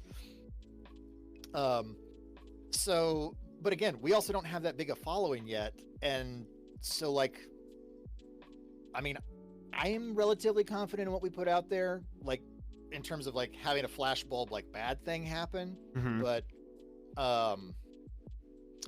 I don't know, because I don't have enough people to react to it yet. Like like I said, we've got a couple of dedicated friends, and that's kind of where it sits. But that's also where, to your point here of like, that's where a community starts. Yeah, it's true. Is like the way that Tank Bros in the beginning got affiliate, where you had to hit like that the average and all that stuff is we had my partner and like two of our like IRL friends sometimes just leave the stream up or whatever, right? Yeah. Just to kind of get that going, and then like working on the other social stuff to like slowly build that kind of thing, which I think was kind of where I was kind of going in my brain with the next line of questioning, as it were. What do you think your aversion to social media is?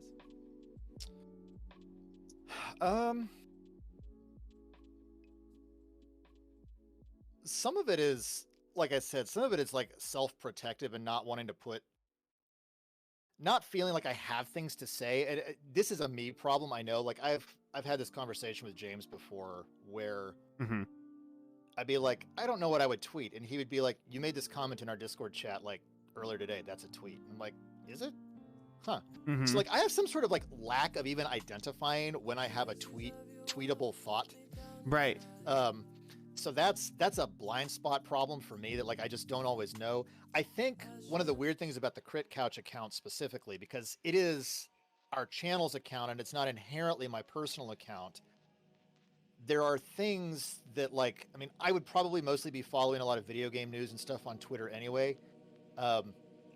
I did my time in the forum wars trenches, you know, like in the 90s and into the 2000s. Like I have done the posting, and, you know, I have gone through, like, I have seen the wildest, like, chat room, you know, gross, weird, debaucherous endeavors happen. Like I've seen people fake their own deaths in chats. Like, like dedicated IRC chat rooms. I have watched forum raids. Like I have seen all of that stuff, and I participated in a lot of it when I was younger. And I think maybe some of that just burned out the desire to like have that type of active discussion in that broad open space, especially now that it is more open. Cause like, you know, back in like 2005 or whatever, if you were on like, you know, some RPG news sites forums, like it was big, but it was still small, like relatively speaking. And Twitter is just the world. So it's big out there, no doubt. So I definitely have like I think just kind of James is the tweet through it sort of guy. James just goes. I mean, that could be a tweet right there. Never surrender, never give up. James gets a lot of the other tweeters don't tweet things like this sort of responses, especially when he's responding to Texas politicians. Yeah, well, some of them deserve it. Oh, fairly so, yeah. Yeah, I mean, I think that's a piece of it. Is just like I kind of like did stuff like that, and I do feel a little bit out of touch with it. I mean, in the sense that like I have always felt like even when Facebook was new and that like it was targeted at me, like I had the college address to get on Facebook. Right. Yeah. My demeanor is just not that. So like I have always felt kind of out of the social media loop. Once things moved away from like forums and like, I don't know, like even LiveJournal. I tried LiveJournal when I was younger, and I was like, I don't get this. Like, this is not how I do thinking. I actually do my thinking verbally. That's part of why, like, I really enjoy what you've set up here and doing this. It's why I enjoy doing the streaming and the YouTube. Yeah. My communication works. My dynamic communication works a lot better verbally. I can write the shit out of a paper. I wrote 120 pages of my dissertation in 2 weeks. That sounds That's awful. not how Twitter yeah. works. It was awful. It was fucking stupid of me, but that's also, again, that's like, I can't act until I have a certain level of pressure, which may also play into that as well. I never feel pressured to tweet, so I can't do it. I don't, like, I have to actively make myself tweet, and a lot of times I'm just like, here's a thing someone else tweeted that I liked, meh. Yeah, a big old meh. Yeah, I hear that. And I like what they tweeted. Like, I'm not going to retweet something that I don't believe in. Right. But like, it is a much higher level of effort for me to like overcome the inertia of not tweeting. That's fair. Which yeah. I know hurts, you know, growing communities and stuff like that, because I'm not actively interacting and whatever, especially like, you know, if nobody's coming to my YouTube channel and nobody's coming to my stream, I could be tweeting out to get people to know, you know, whatever this personality is, but that's where the, like, it's not my personal account also comes into play. Like, which is weird because it goes back to our prep conversation, right? Like, I feel like I have to prep what I'm typing more on my Twitter account than I do the actual streams or videos. Because that's the place that I'm uncomfortable. I'm uncomfortable on Twitter. And I'll totally grant you, like, I got into Twitter this year. Like, I got into Twitter, like, this year, and like, the Tank Bros had a Twitter account, but that was Cam's thing. And Cam kind of took care of it, and sometimes he was good at it, and sometimes he was bad at it, and by my standards, I'll put that out there.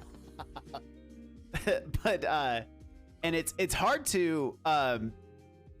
it's hard to navigate a brand new world that you're like, first, I mean, it sounds like you're not super interested in, number one. Number two, and just like, you're just like, I don't fucking care. I don't care. You know, and because Twitter is massive, and a ton of it is just, you know, garbage. It's garbage, or it's links to other things, and like, I'll totally admit to that. A good chunk of my Twitter, not all of it, but a good chunk of my Twitter is like, hey, I posted a new TikTok. Hey, I'm live, you know? Yeah. Or, hey, did you see my Instagram? Or, or when I think of a really stupid joke, like, one of my bigger tweets was, money from the sperm bank, call it dick cheese. God damn it. and I was like, all right, that's funny. I got to tweet that. But like, the rest of it, like, there's definitely times when like I could go days without wanting to tweet. Yeah, for sure. Well, and I for sure, like, this is like, the talkative person in me is my mom. The get the fuck off my doorstep in me is my dad. My dad didn't get a smartphone till like a couple of years ago because he was like this old LG clamshell that like we got in 2008. He was using for like almost a decade, and like it survived for a decade. That's pretty impressive. Well, it was an LG clamshell phone. It's a brick that takes no power. It was like, yeah. But he's the sort of person who's like, you know, he'd just as soon chuck his phone 3 streets over and never look at it again. And you know, he was the one that, like, when he went out to go camp in the middle of the desert for fun, and he told everybody at the office, like, my phone's off, and they're like, well, how do we get in touch with you? And he's like, you don't. Yeah. You know, he's basically Ron Swanson, like, with a telescope, because he loves astronomy and stuff like that. So it's like, that's awesome. Yeah, but he's basically the, you know, just shut up, just leave me alone, like that. So that's that piece of me where it's like, I just don't. It's funny because my sister and I are a different, like, split. Like, she's a lot quieter in person, but she works in advertising as an art director. So like, that's interesting. You know, her work literally has to like engage people, and she has to understand a lot of the social media stuff. So it's funny that like we have those kind of inversions of our personality. which is probably also a good thing to have her on our stream because, you know, my weaknesses she can help shore up as well. No You know, doubt. if I give her deadlines, which I don't, so you know, nothing happens. Guess I can't argue with that, but yeah, that is something about partnerships that is like you can kind of lean on somebody if you're not entirely like dedicated to a joke or whatever it is. Like you can kind of be like, I'm gonna serve you this softball, can you do something with it, type of thing. And I think that works in multiple scenarios. Like you said with your teaching, right? You were like, I want my thing to be conversational, I don't want to lecture, because lectures feel bad. Yeah, and people tune out lectures. I mean, oh God, I tuned out lectures so fucking hard. I did too. I Says the definitely. professor. I mean, I slept. I'm a realist. Like I get it. No. I figured that's like probably why my students liked me, was because like I didn't pretend like there wasn't this wall between who I was as a human and what I was as a professor. Like, I slept in classes. I skipped classes. Sure. I had bad times. I had good times. Like, I had times the professors loved me. Like, I didn't turn in homework from time to time. I, did weird shit like everybody did. Yeah. And everybody had a bad time. Like, when I spent one semester, I changed majors like 4 times in my undergrad. And for one while I was in chemical engineering. And that was the semester where I was just like, I was so emotionally done with what I was doing. Yeah. And it was a multiple different reasons, one of which was like, I hated the way they taught. I could do the work, but I hated the way they taught. Mm-hmm. Because I thought that it was like, when you're in a class, when I was in an organic chemistry class and I get a 16 on a test and it curves to a B, like, get out of here. Like, you are not teaching anything. You're curves you're to just a B? Yeah.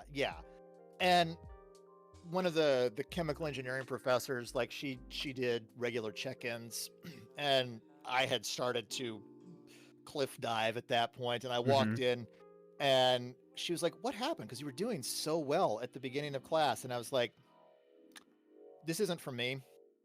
And I can't stand what we're doing so much. Like, it's not that I can't do it, it's that I can't stand that I'm doing it. Well, that makes a lot of sense, yeah. And this is where, like, I acknowledge, like, I was super fortunate to be in a position where I could handle that. Like, I could take that and, still come out the other end. Like, a lot of people don't have that option once they make a choice. If it, they don't have the money or the home support or whatever, they cannot do that. So, like, that was luck on my part that, like, I had the resources to be able to do that and change and still come out on top, like, or come out okay at the end.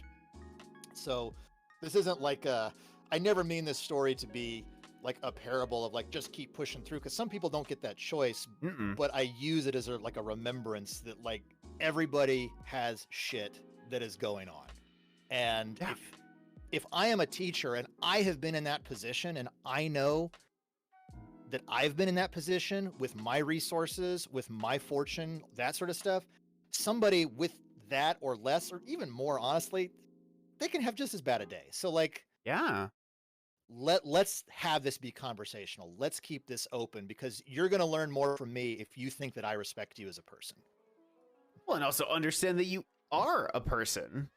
Yeah, for sure. Like, I mean, there's and obviously it's a incredibly hard lesson to learn sometimes ourselves. The whole, like, self-care piece. Like, there's when it comes to consecration, there's this massive pressure to, like, always be on. You got to be on it. Everything's got to be a fucking hit. Everything's got to be like it's, if you don't have this many concurrent viewers, if you don't have this many, followers by X amount of time, whatever, like that can really, like, ruin people. And I've seen it ruin people, Yeah, and that's a thing that, like, I try to keep in mind about using content creation, using YouTube, using Twitch as like this extension of what I used to do as a job, and that I want to build up into a place where I can have those types of conversations with people again, and like have a community that feels comfortable having those types of conversations about something they love, about games. Games, I have to remind myself that games are fun. Sometimes. Yeah. A lot of times, like, you know, as somebody who taught games and game design and history of games, like, there were times when I was like, dude, am I having fun anymore? Because I was trying to keep so on top of things and playing games while doing work that games became work.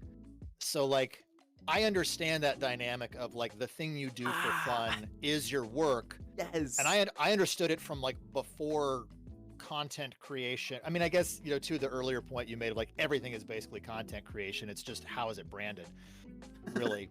So like, I guess so, yeah. I mean, I was content creating, so to speak, for my class. I built a curriculum around the history of video games, which means that like I have a lot of history of video games knowledge. I acquired more to build that curriculum. Yep. I built a class. I built things that they were supposed to play. I built assignments to help coax out conversations from them. You know, I built lectures that were all around like, here, let's talk about how this was relevant in its time and how this can relate back. What are things we can do? Like, I built all of that. Right. I mean, that's a similar amount of work as like if you go to like the Gaming Historian's YouTube channel, that's what he does. It's just on a YouTube video instead of in a live classroom. Right. It's just recorded. So like, yeah. And I 100% understood, you know, what it was to like have games become your career. And I had less, in that case, I just had less control over like the format, so to speak. Because like here, you know, you can kind of, I mean, it's still a video, but you can cut a video however you like. You can, you know, you can take the Let's Play approach. You can take the streaming approach. You can be a speed runner. You can be all these other things. You get way more choice in that. I had to wedge it into a broader framework of a college program. Right, of course. But, you know, I 100% dealt with that way in advance. So like that has helped, I think, coming into this, in that I've had to wrestle a lot with my own relationship with games, having paid my bills for many years prior to even coming into this space. And I mean, I think that's also like, you know, James works in the industry, so like he is well aware of like what his gaming thresholds are, and he wrestles with that outside of what we're doing on stream. So like I'm always trying to be conscious of that. And honestly, like, I like having, part of the reason that like I was so excited about this and having these types of conversations is it also gets back to that, like reaching an audience, like reaching people who are enamored and love games, and they see all of this stuff, and it's like there are so many layers to understand here, and I want people to understand that like it's okay for things to be shitty sometimes. You're going to wrestle with these questions, and don't ever feel like, you know, you're out of place for having these questions or these doubts, because people who make way more or who have way more training, like they all have them, but they just don't always get communicated as honestly. So I think I just spun this like down multiple different roads. So there was some twists in the road, but yeah, I follow what you were saying, and something that like definitely stuck with me out of what you were saying was like how playing games became like a job, and like while it's like a quote unquote fun job, it still became like work. And totally personal anecdote there is that's the reason I stopped my music major, was because I was like, this is like work, and music is my fun thing, and if I don't step away from this, music will no longer be fun, and I'll be able to play fucking piano extra well, but I'll be delivering pizza, you know, like what, you know, whatever it is. And so I had to be like, no, I got to step away from this, because I didn't really want to teach. And that's like, unless you're going to become a professional musician, whether that be rock star or like opera singer, basically, those are kind of like your two choices. And fucking opera singers are in the profession for 40 plus years. So like you basically just have to wait until they die to possibly get your shot, you know? And that could be years. That could be years. But that brought up something like in my own mind. It was just like, not like when I'm playing multiple games on Twitch, and then when I'm off Twitch, like the gaming is still my fun thing. So how do I like do I play games? Should I play games off Twitch? You know, that thought of like, could this be content? Should it be content? You know, like that's, and I you know, even having wrestled with all of the that I have wrestled with YouTube, like one of the things that I have dealt with is like, okay, if we're going to do a series, I would like to be able to finish the game that we are playing, to go from start to end, to show the full thing. But that means whatever game we're playing, I do have to be able to beat, and I have to be able to beat it in the context of having a live conversation while we're recording it. Which is really difficult. Yeah, I mean, anybody who's streaming knows that it's a very different beast. And like, when you add layers of like, okay, I'm having to constantly watch a timer, and I'm trying to be like, all right, is this a natural episode break? Like there's these extra, they're tiny, but they're still brain processes that spin around while you're doing this. And like I was mentioning earlier, with the way the conversations will just kind of break sometimes, that's an extra piece. It's like, all right, we were talking about something and it was a good conversation. I am now trying to remember, while also trying to not die in Mega Man X, you know? It's so like all of that stuff. So I have to like, fantastic game, by the way. I will practice games. Oh yeah, 100%. Like I will practice these games like before we sit down and play them, to make sure that I can at least reasonably get through them. And even then there's hiccups. Like the series hasn't released yet, but I did like Legend of the Mystical Ninja, and I was just playing through, doing my thing, and I wasn't paying any attention, and I didn't realize where my life counter had gotten to. And I died, and I had not gotten, it was one of those, it was an older game that like used passwords and not like battery saves. And we died, and like had nothing, had no money, like no passwords, started back at the very beginning of the game, and I'm like, well, brutal.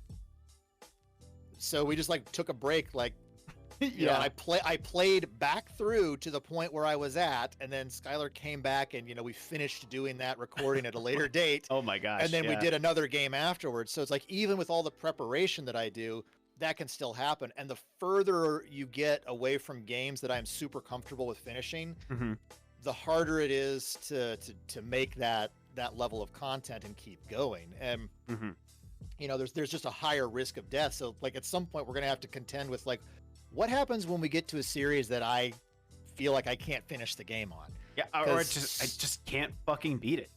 Like it's just too difficult, or there, and this is just kind of my own like to the audience type of thing, like fucking abandon games. It's okay. You know?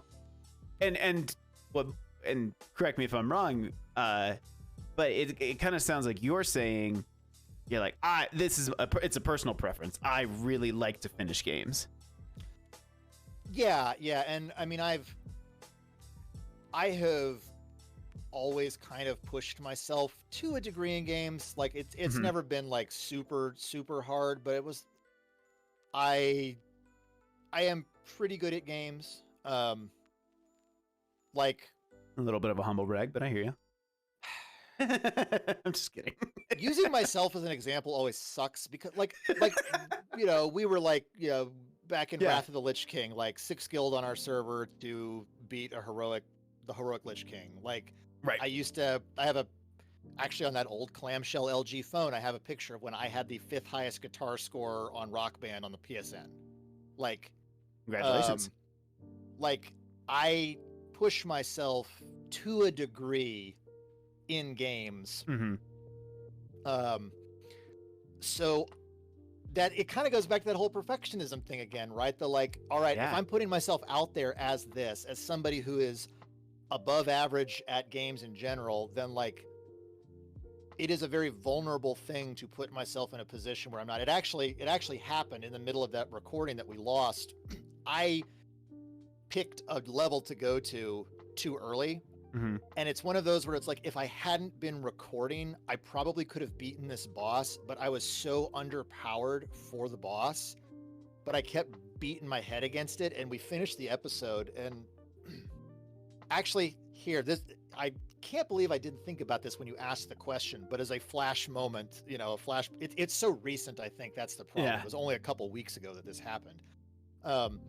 But I was getting so pissed at that episode, and Skylar was like, well, we didn't really make a lot of progress, so it'd be okay to cut it. Like, let's just, do we need to stop here for the day? Because there was one other time that happened, and it was on our Final Fantasy Mystic Quest videos where I got a little overconfident because the game is kind of easy, and I walked into a place a little under-leveled, and I kind of got myself in a really shitty loop, and like soft-locked yourself. Yeah, and it's a thing where it's like, we could have just taken a break and I could have gone and leveled up a little, but my brain just said, fuck this so hard in that moment, which, to the benefit, again, of YouTube, like, it's not live, so we had the option in both of those moments to look at that video and say, no. Right. But I know that's a response I have, and Skylar knows that's a response that I have when I hit that, like, not perfection. Like, actually, One of Kind just pointed out, like, Dark Souls and Cuphead, like, abandoning both of those. And so I have platinumed Dark Souls, and I was working on all of the hard modes in Cuphead. I would never record YouTube videos of those, at least not in that context, because the concentration and the effort that it takes to do that, like, would make me so mad that I couldn't be as good as I normally am and record and and it's a stupid expectation to have on myself. I am a meat suit. Like, that is just, I'm a fucking meat suit. Like, why would I expect to be able to do all of these things? You have electricity in you. Yeah, that's debatable. That's how it works. It's just but yes. I'm more of a weird, like, organic, like, I'm not organic, that's I've got sand just, like, going around all over the place. I'm like that weird fucking thing from the Hellboy movie, just not a Nazi. Why did I make that as a choice? Why did I choose that thing? You can't tell that to me. The problem with free association is, at some point, you free associate yourself into Godwin's law, and then everything is just fucked. Just fucking, it just goes somewhere else. At some point, you're a German in the 40s. Why? Why does everything navigate back there? Why am I always there? Yeah, so I mean, to One of a Kind's point here, where, like, abandoning a game can be cathartic in and of itself. Like, it can be like, it's so, like, it's just, I become this new person. Like, I had to, like, I did eventually finish it, but when I did my Mega Man cosplay stream, like the cheapest cosplay ever, I don't remember if you were there. I didn't see that. That sounds hilarious. I took a bunch of different like boxes and cardboard, and I spray painted them all blue and duct taped them all together, and I was 8-bit Mega Man. Nice. Incredibly uncomfortable. Especially the small box that I put on my head, because it just kind of, like, smelled like spray paint, and it was, like, small on my head because I got a big old fucking dome. And, like, it's not pleasant. But that, like, the original Mega Man's fucking hard.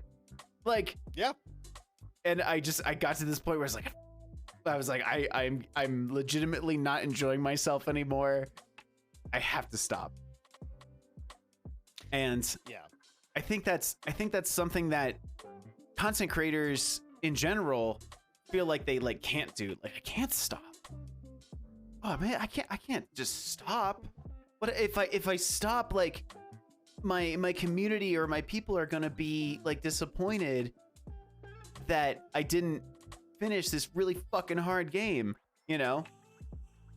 But, like, your viewers, your community cares way more that you're, like, enjoying yourself and having a good time. Like, most people generally don't like to just watch somebody struggle if it's not, like, if you're not also, like, Fall Guys, for instance, right? I love screaming at Fall Guys. Am I ever actually mad? No, I'm never actually like legitimately mad. Maybe like a few times. But you'll see like that moment of like I switch to like seething anger as opposed to just like Yeah. I'm screaming at myself as both the Doc and Marty, you know. And I don't, you know, wherever it goes with that. And like any content creator, like for you, you're like I really really like to finish things. It makes me feel better to finish something, even if it's super hard, even if I like have to like do all this extra work to finish a fucking game because I got soft locked or whatever. Mm-hmm. Back in the days Yeah. of passwords and whatnot. Well, you bring up like a really good point about like viewers and stuff, and like how you I think this actually goes back to what we were talking about a little bit ago in terms of like how you cultivate a community. Because like if you are building a positive community, and I say this more from my teaching experience and the students who I like to engage with, but hopefully at some point, you know, with the people that I'm interacting with on Twitch, hopefully, you know, in this space as well. But like if you're building that, you're building something with people who they like who you are, like the kind of person you're presenting. And so like the frustration should be like a performative layer on top of that, ideally, not the thing that drives it. Like unless you're doing something like a Kaizo Mario stream, you know, something where it's like you are literally playing a thing that is designed to be bad to you. But you have to be careful with that too, because like, you know, to that earlier point about what do you engage with content wise, like, you know, do you just build yourself into a Logan Brothers hole where like everything you do was generated from like really bad outrage, and now like your entire user base is based on that's you know, you have to be careful with those types of things, because especially with like ragey stuff, because like there are people who will just watch ragey stuff, but the types of people who will just watch ragey stuff are not probably the people you want commenting in your chat on the side, you know, like they're not there to watch you grow and like have a good time and like learn as a community together. They're there for your pain, and that's a different type of thing. There is a little bit of schadenfreude sometimes in those types of things, right? Where you're like watching somebody struggle, but I think it's more. I think a great example of schadenfreude in like watching a content creator is horror games, right? Yeah, I like you get enjoyment out of watching somebody go fuck, you know, like you like that's enjoyable, but like that's where it stops. If they're like. If you like watch them and they're like about to like break down, you're like, oh, this is, I don't want to see that. Like, oh no, like, you know, you start, if you care about that content creator, you start to like worry about them. Yeah, hopefully you don't want to see that. Like, right. Like, no, like I'll like, Markiplier. I love Markiplier watching his scary stuff. Like, and I think he does a great job, and like all of it's like, you know, very well done, right? So like watching him as like a content creator, you go, yes, I enjoy watching him get scared, especially when it really gets him, you know? Yeah, that's great, love that.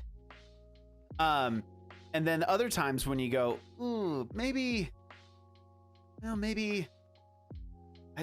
this is, I'm just not enjoying the pain that this man is suffering at a certain point. Yeah, there's a point where it's like there's a weird kind of like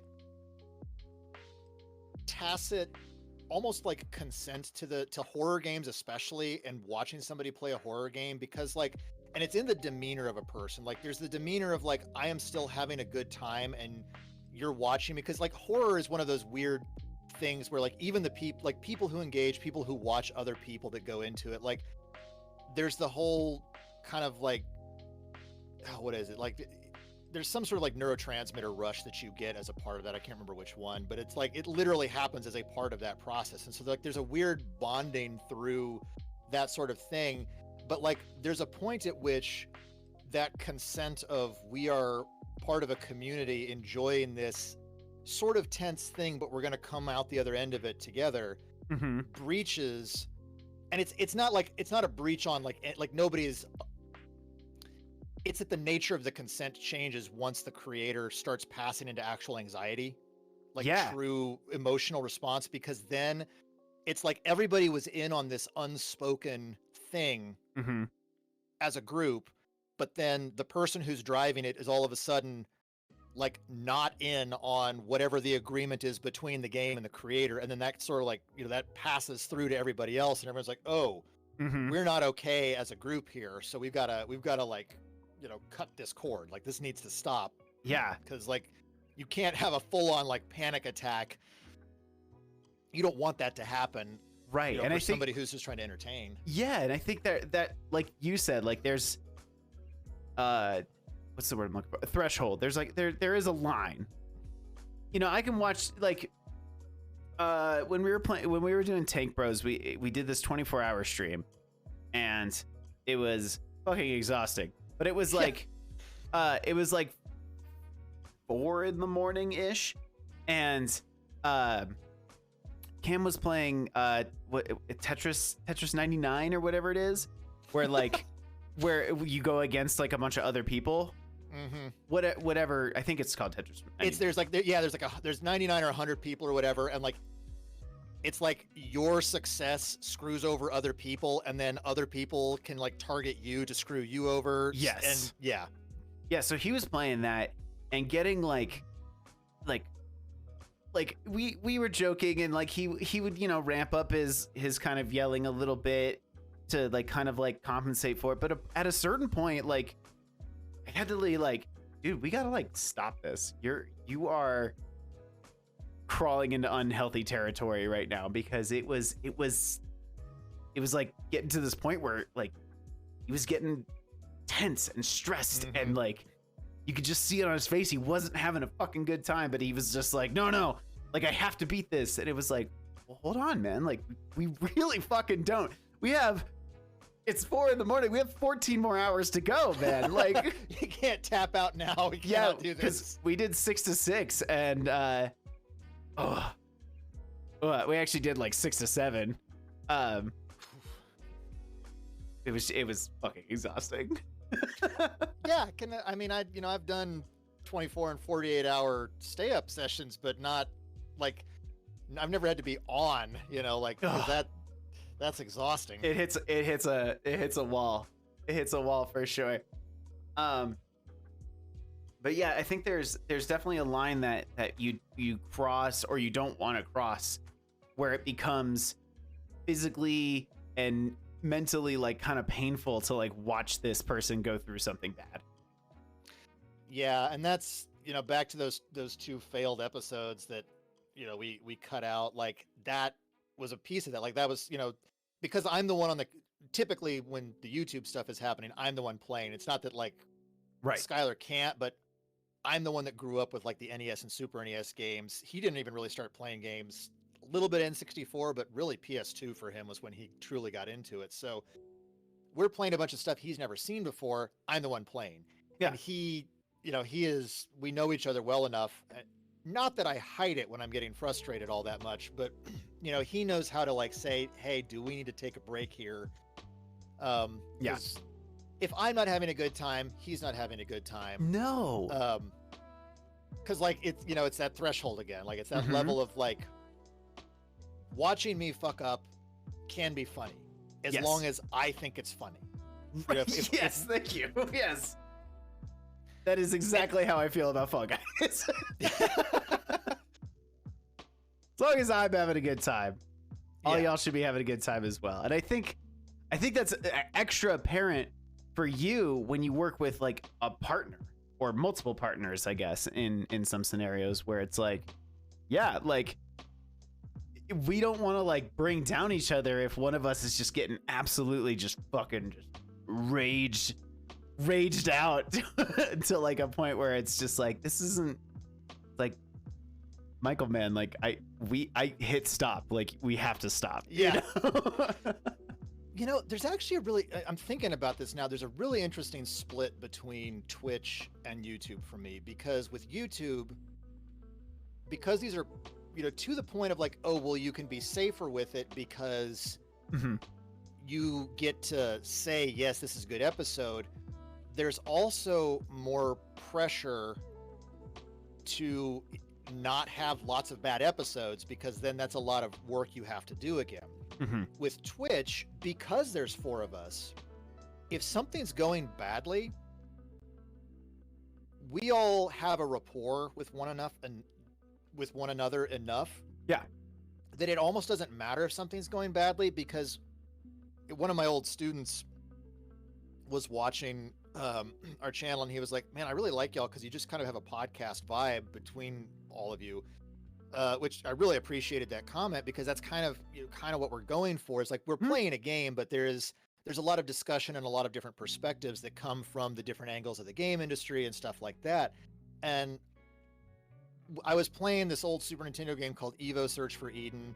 It's a fun, weird, gimmicky game. Like, you basically play a creature that's like evolving, and so it's kind of an action RPG. It's a Super Nintendo game where like you just go around eating other creatures, and like you spend your experience points to evolve parts of your body. And I hit this one point that was just like, it would have been super frustrating for me, like on the YouTube channel, because you hit an evolution gap and you're like, the new character model is awkward and it's very hard to attack other enemies. And I didn't care. Right. Because even though I was dying repeatedly and like not getting experience and leveling up, we were able to just spin off and continue the conversation on this other path, because having a good time with it. Yeah. Because the focus was not really on beating the game, and the mode of the content is more about the discussion we're having around what's happening, less about, hey, let's show this to completion.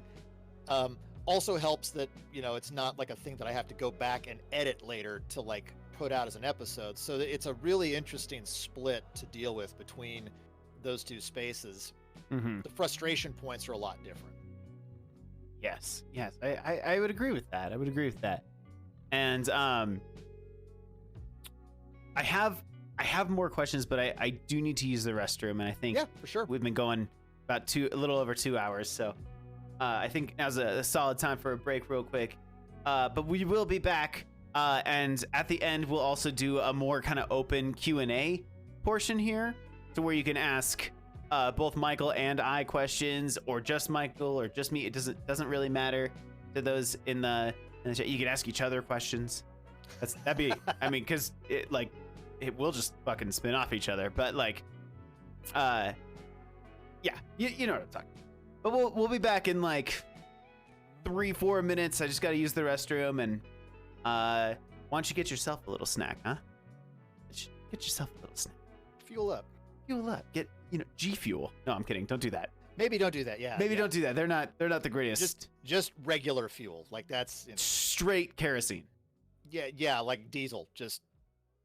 I drove by a gas station where it said like gas is however much, but the diesel sign was broken, so it just showed like 4 zeros.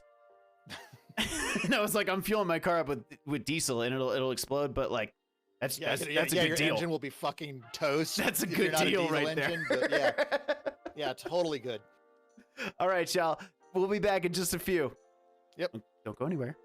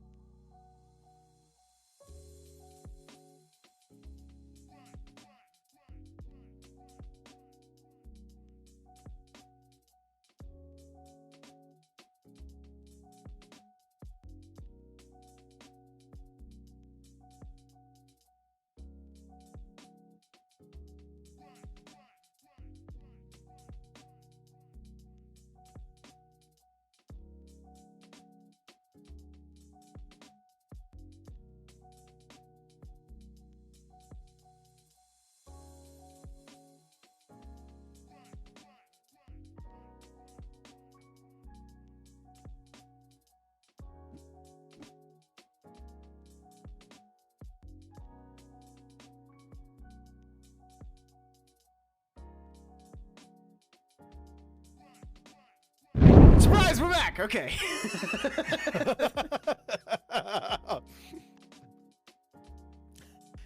You got your jump in there. All right. Good. I'm glad. But for you, I appreciate you stopping by. Thank you so much. And thank you for the Prime sub. Also, Mr. Moon Eyes, thank you for the follow. That's Anna. That's my sister. Oh, hey. Thank you for the follow. The whole gang came out. Oh, good supports right there. I only said bad things about you, Anna. I promise. The entire time. I was like, whoa, we should probably take it easy. And he was I like, was no. like, are y'all actually family? Like, this weird. He's like, yeah, I hate family more. Hate family more than the others. No, so we were I have had a fantastic conversation so far. I mean, I think all the different pieces and how we've talked about, like, because you and I like, what's fascinating to me is like you and I approach this content creation thing so differently. You know, my brain goes like, I don't have fucking time for YouTube, you know, like, and then like, but you're like, no, that's like, that's a wheelhouse that I actually really like and I really care about and is important to me. And you're like, it's even different, like mental wise, you know, because streaming is, like you said, is fairly new to you. Yeah, I'm actually curious. So what is it about for you? What is it? I'm turning the tables, I guess, asking you a question This back is my here, fucking interview.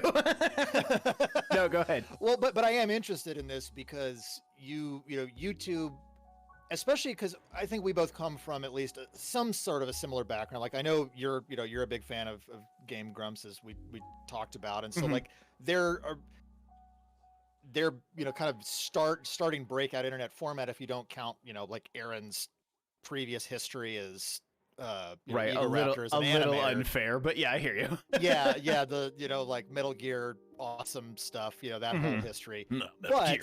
Yeah. But liquid. Wait, that's not supposed to be sexy. What? But their kind of breakout was actually Anna. Sorry, I know this is a deviation, but her, having worked in advertising, YouTube has become the search engine for Twitch. Much easier to find Twitch channels to follow. That's so odd. I don't even think of that though, Yeah. Not that I couldn't, like, because now like Twitch has the YouTube integration where like my VODs can just go like straight up, Mm-hmm. And I suppose like I could do that kind of thing, but feeling like throwing like fucking 5-6 hour videos up onto YouTube feels like it's not going to do anything. That's actually a struggle that we've kind of been trying to figure out now that we've gotten into the streaming thing. Mm-hmm. You turned this around on me. I was trying to ask you a question, and I got distracted by my sister, and you took an opportunity. Did y'all see that? Did y'all see? I just want y'all to notice too. I see you, Trav. Listen, I'm a therapist. This ain't about me. Yeah, but I did some behavior stuff for some of my doctorates, so I know your behavior. I see you. I see you salivating at the steak. I studied agentic theory. But anyways, yes, I know that it's just like a totally different like spot, I'm more just curious because, like, given that Game Grumps was an influence on me, like seeing people be successful at an entertaining Let's Play style. I liked Let's Plays from the time that like I discovered like coordinated Let's Plays on like Something Awful, like the forums, like they were forum-based Let's Plays. They weren't videos, but they were like screen cap, and like there were a lot of interesting approaches. And there's the LP archive, and then like finding a successful variant of that on YouTube was like, oh, fucking sweet. So I could take this and I could spin this with the design element. Like, I don't think I can aspire to the heights of humor that like dedicated comedians can, but I think I'm entertaining enough, but I've got the design angle. So like, let's try that. Let's expand some of those conversations. Right. I'm curious then, like, where your jump was to streaming and YouTube feels foreign, knowing that you had some influence kind of from the same space as I did. I was never really much onto like forums and stuff like that. Those were Sure. I mean, I think that's an age gap probably between us because I am a bit older than you, I imagine. I'm 19. What are you talking about? So well, I'm 22, so yeah, we're fine. Yeah. Yeah, it's fine. We graduated almost the same year. So it's the world of YouTube was like much bigger than anything that I could like kind of picture. But the way that specifically Game Grumps, and I would say probably one of my biggest influences as far as like not only content goes, but like my style of humor, you know, and you know, it's not like I sat there going like, how do I look more like Danny? But that just kind of happened. But the idea of just kind of unedited, just kind of off the brain, like off that, like just using that kind of improv skill to just be like, I'm just gonna fucking machine gun comedy at you, and some of it's gonna hit. I'm gonna spray and pray, and hopefully some of it sticks to where some people are like, hey, this guy's entertaining, and I want to keep coming back. It's the Texas sharpshooter fallacy. Are you familiar with that? No, I have no idea what that is. You shoot a bunch of bullets at a barn and draw the bullseye around the cluster and say you hit it. No, I'm just spraying and praying. I'm just like any and all directions. You gotta draw the bullseye. That's the only way it works. I'm just spraying everywhere. And I've always found like for me that just kind of like unedited, kind of off the cuff thing. And for Tank Bros, where I started my Twitch journey, like it kind of started as like this joke. Cam had done streaming before, but he was like he did Apex content, Apex and other kind of first person shooters, and Dead Space. He did like 4 or 5 Dead Space playthroughs because it's one of his favorite games of all time.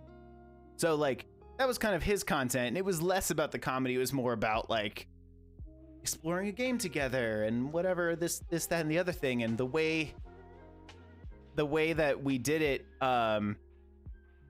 as kind of like our own personal thing was like, we made a joke of just like, well, one day the Game Grumps have to die, so we'll just take over. Yeah. It's brutal. And one day that was the joke. Spraying and praying. Like that was the joke, but then like it turned into like this much bigger thing than I think either one of us anticipated, which that, like we were talking about earlier, that 1 or 2 degrees of separation became much, much bigger when it became much, much bigger. So that's kind of how I kind of transformed into this world. It was just, and I like the interaction of a Twitch stream more than I do just like kind of pre-recorded content. It's fair. Not that like I would like, my TikTok is where like I do like my skits and like quote unquote pre-recorded content, you know. Yeah. But the world of just sitting down for 3 hours into like 30-minute segments like that, some about it just like doesn't. That's fair, and by myself specifically.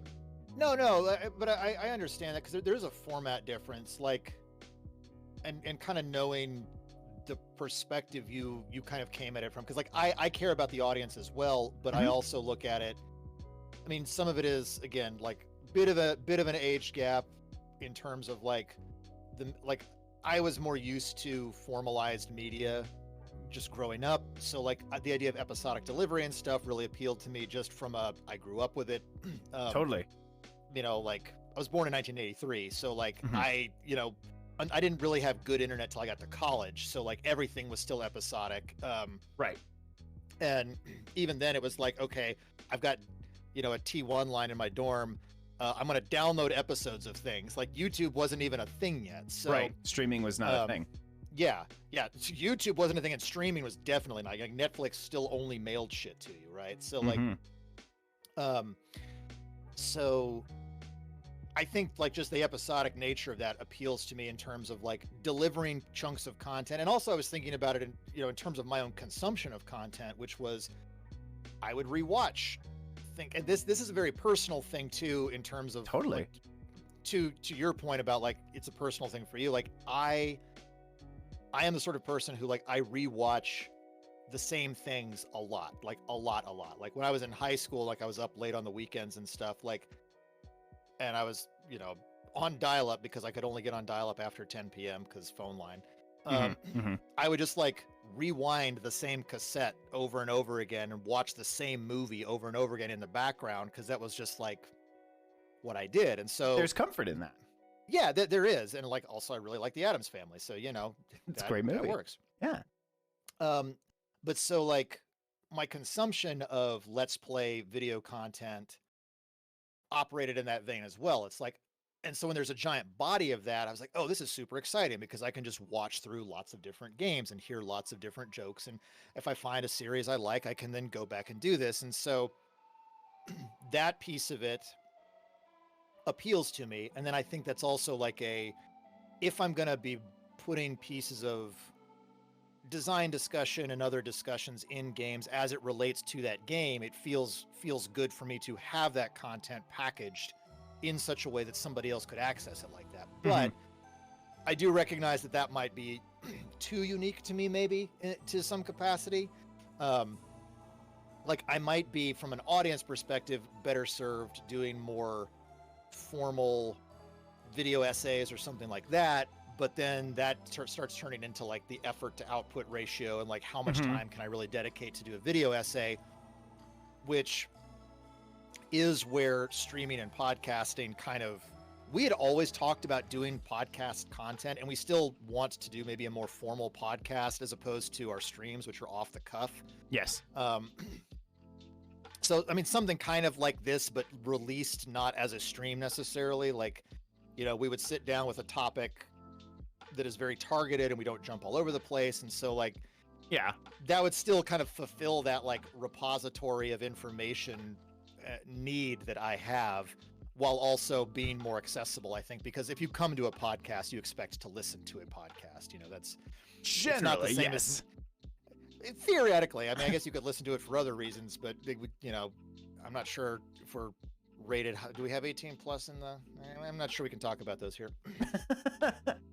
It is an 18 plus, but it is yeah, I guess like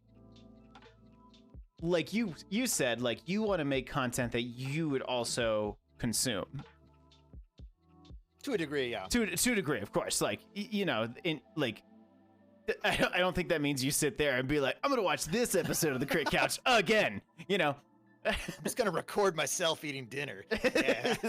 Content. I like it when I eat dinner. But I gotta eat cereal fast, otherwise it gets soggy. No, the idea of like creating that content, I think, for not only yourself, but because I think it's very important you want to make stuff that you enjoy in general. Like that's why I think and to the point of abandoning games, like if you're just having a fucking bad time playing a game, like then stop it. that seems really obvious in like kind of the outside perspective. Internally we might have more of a struggle because we're like, well, I already started it, I should probably finish it, and if I stop I might have to start all over again. I don't really want to do that. Plus, like, then I have to write down the password, and sometimes it's like broom star broom race car, like, well, then also to add on to that, like it kind of came up earlier a little bit, but it's like the expectations that are put on you of like especially if you pick something that's super popular, like a Dark Souls. And I'm thinking about this because of One-a-Kind's comment about having to like come to terms with putting down Dark Souls and Cuphead and being like that's okay, and feeling relief after that. But like these are games, and there are a number of games out there that are like gold stars for the community. They're like a badge of honor that you do this, even if you do it badly. Just doing it and getting through it is a point of pride and contention. But the flip side of that pride and contention is like derision. like the idea that you are bad for not getting good. I fucking hate that get good phrase. Get good is stupid. Like it makes me so irritated. Easy mode exists for a reason. That like, people throw that around and they like use it as an insult to other people. When like anybody who says get good is bad at something. Like you are not fucking like Superman here, like on GameFAQs forums, like telling people to get good because they want to know where a sword is. Like, eat an ass. No, like, I like, yeah, like I've been a proprietor of easy mode exists for a reason. If something is too hard, I get 100%. That.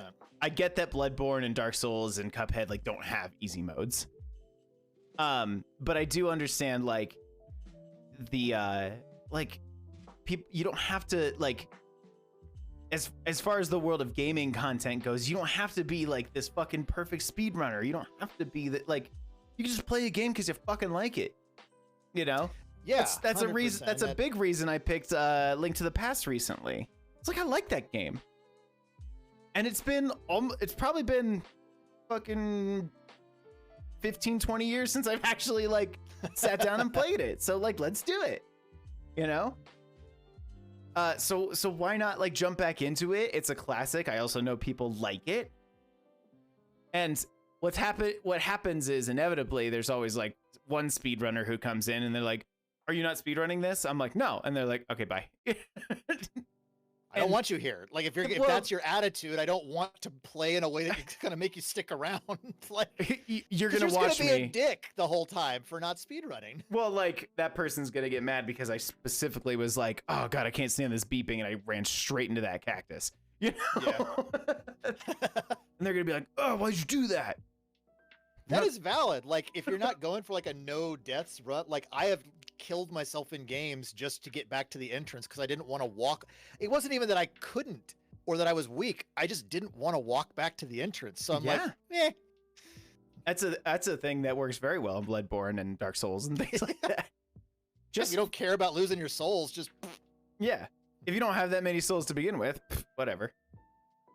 We'll get back to the entrance. Yeah, I think that I definitely think that there is a point of like contention that comes in this kind of the gaming content world specifically. What are you gonna be? Like, what kind of gamer are you gonna be? And I think there's that question I feel like comes up more often than it needs to. Like people want to put, and I get it. It's human nature to want to like compartmentalize, right? Oh well, I watch this person because the stuff they make on Minecraft is amazing, Yeah. It's like awesome. And then like that Minecraft streamer is like, you know what? I feel like playing the new Spider-Man. And then they're like, oh, I don't like this, because it fits outside that box.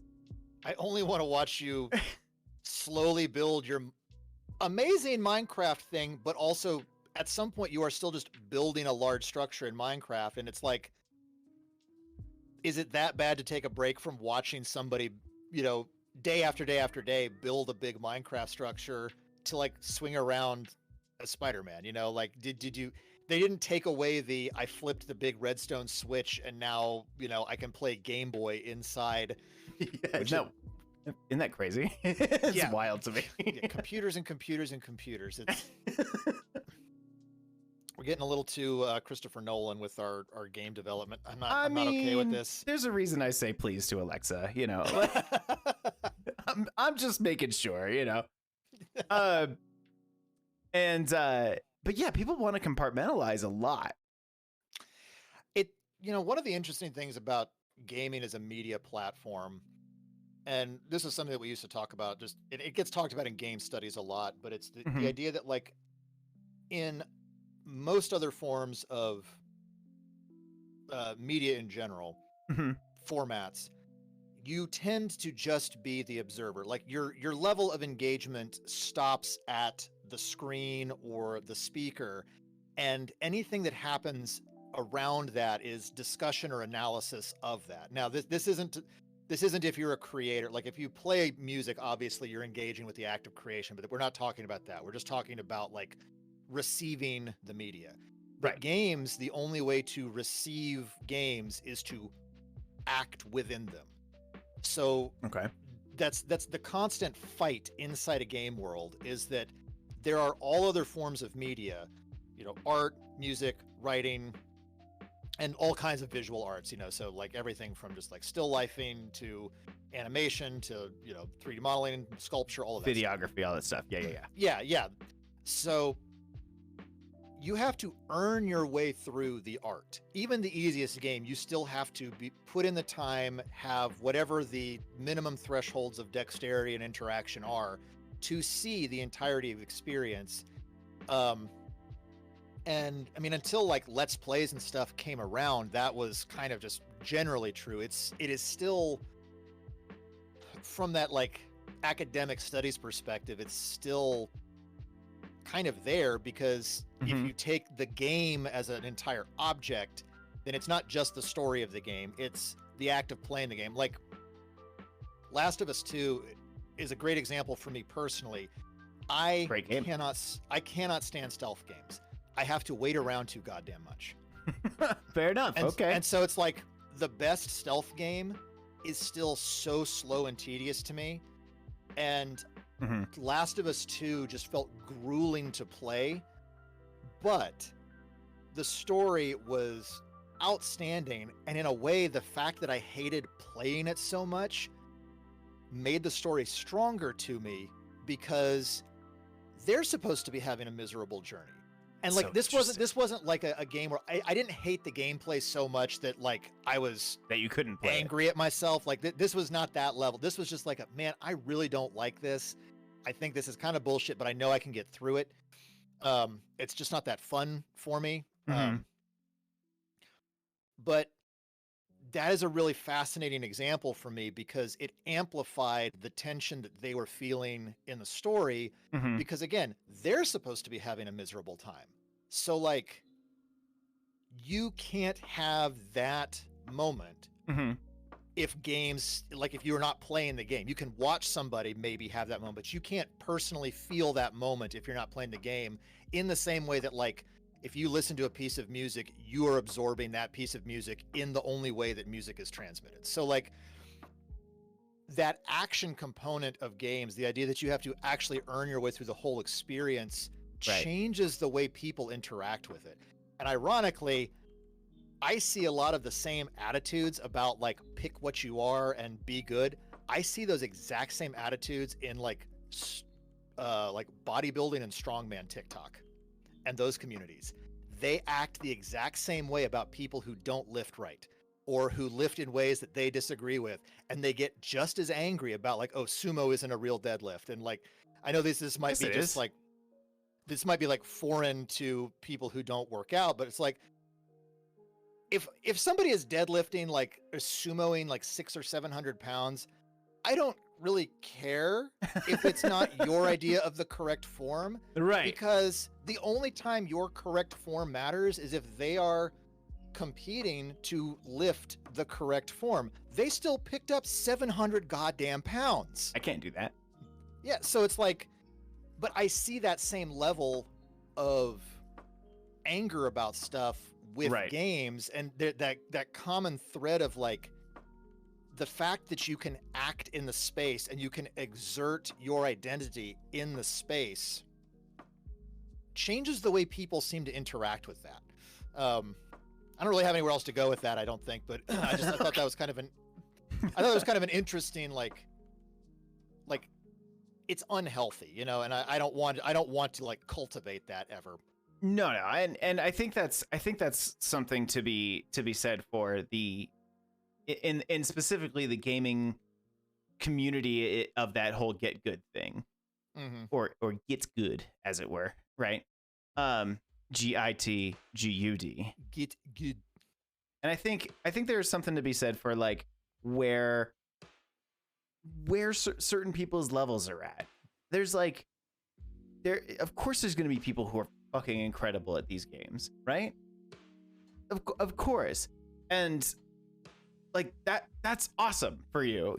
When I played Multiverses a a few times on stream just to be like, yeah, I like fighting games. I played Smash Bros. Competitively at one point, so let's see what this kind of fake clone is, right?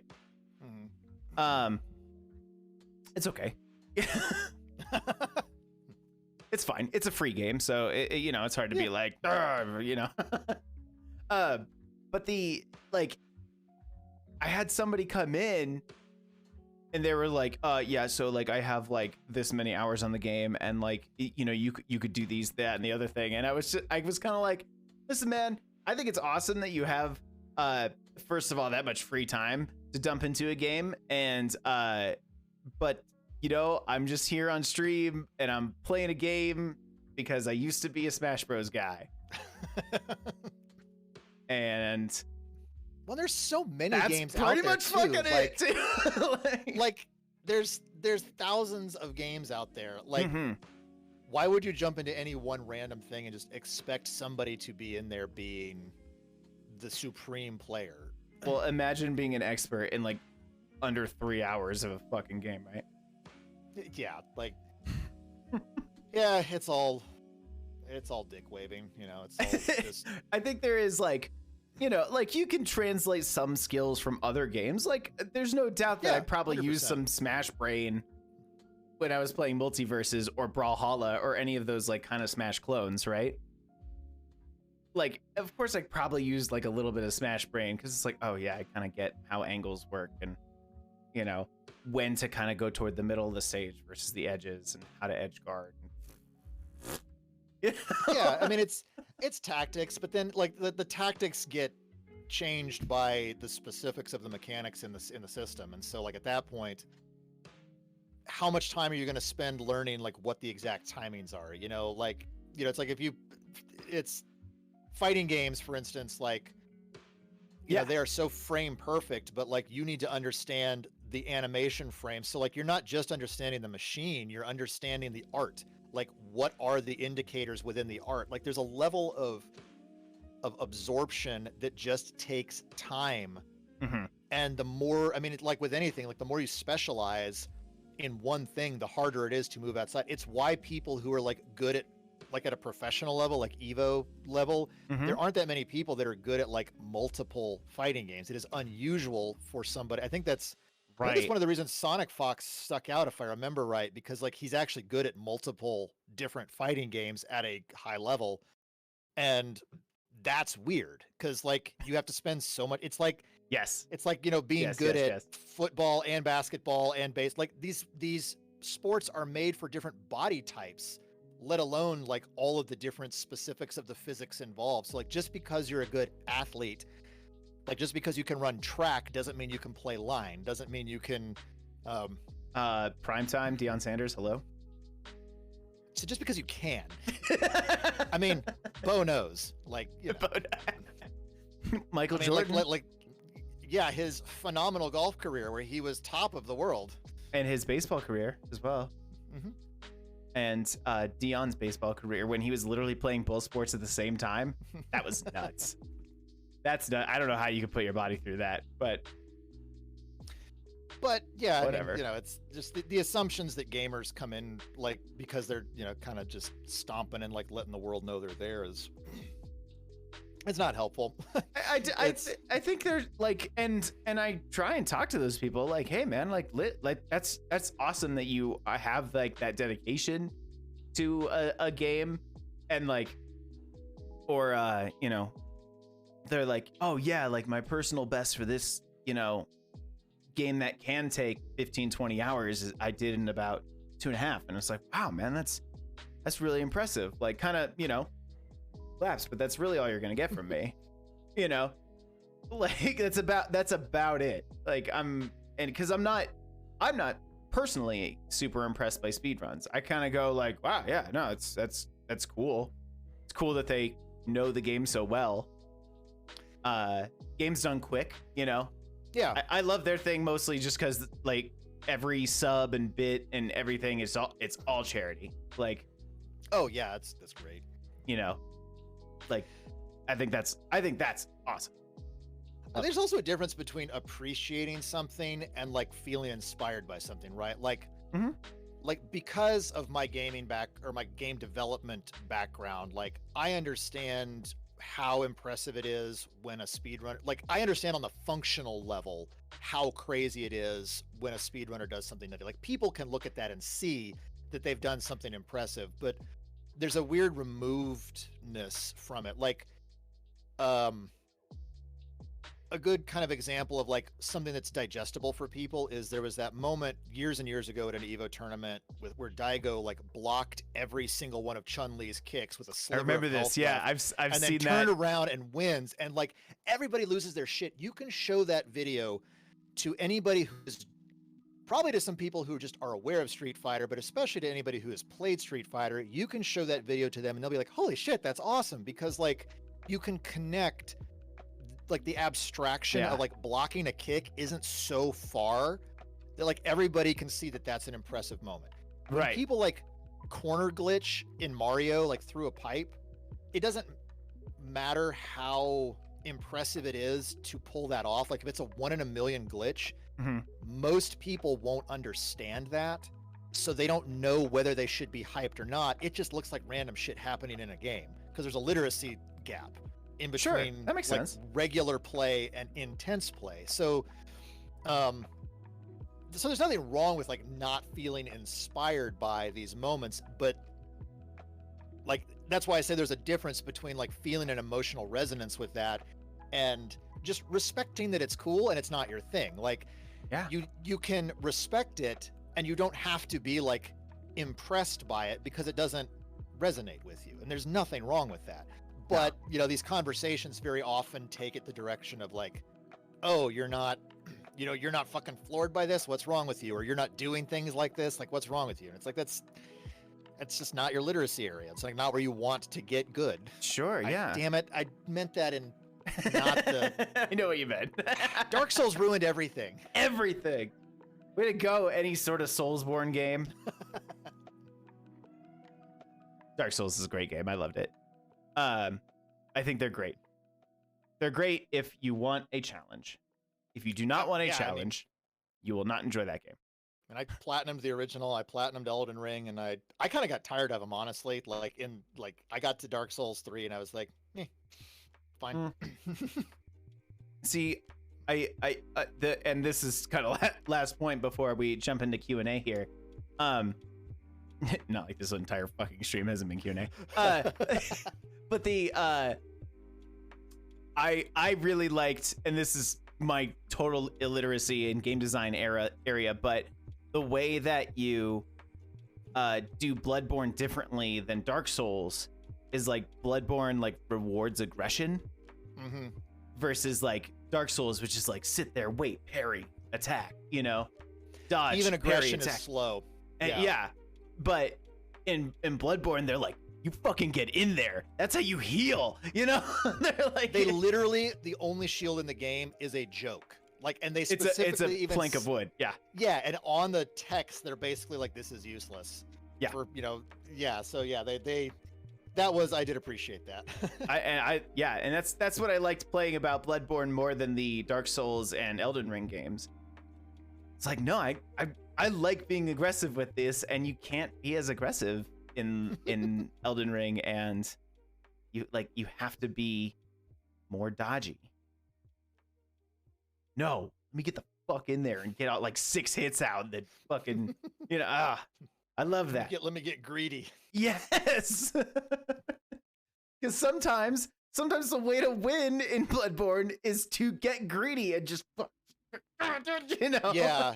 Meanwhile, like Elden Ring, like off times literally everything. And if you try to get greedy, you're going to get punched probably 8 times for it, even after you're a corpse. They're just going to keep like, you know, dead horse hammering that thing because they're like, oh, you thought you understood rhythm? Yeah. We all have attacks on cadence with that like awful TikTok song that was going around from the guy's sex playlist. Oh, yeah. It's like all the Elden Ring bosses attack to that song too. You know, we at one point on stream we went and looked up sex playlists on Spotify. God, that had to be. And some of them we were like, okay, like it's constant ones. It's like The Weeknd and Sure, yeah, So kind of R&B, older like older what you would R&B expect. stuff. Yeah, like you're like, okay, yeah, it's a good sexy time playlist. And then other times it's just like there's one playlist that was like the Star Wars Cantina song 25 times in a row, you know. And I'm like, yeah, you know what? That's silly. It's just the SpongeBob SquarePants theme, Oh like boy. totally normal. I mean, listen, I That's can't not, get off unless I hear someone saying aye, so. yeah, like pineapples mean something very different to me, especially when they're under the sea. Have you heard? Anyway, so I want to open it up. What the fuck are we talking about? I want to open it up to the chat.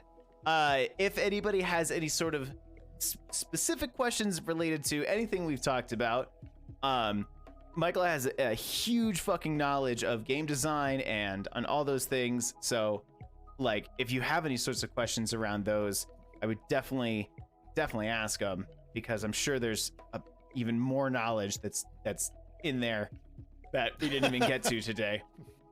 I mean, he's a fucking doctor, for God's sake.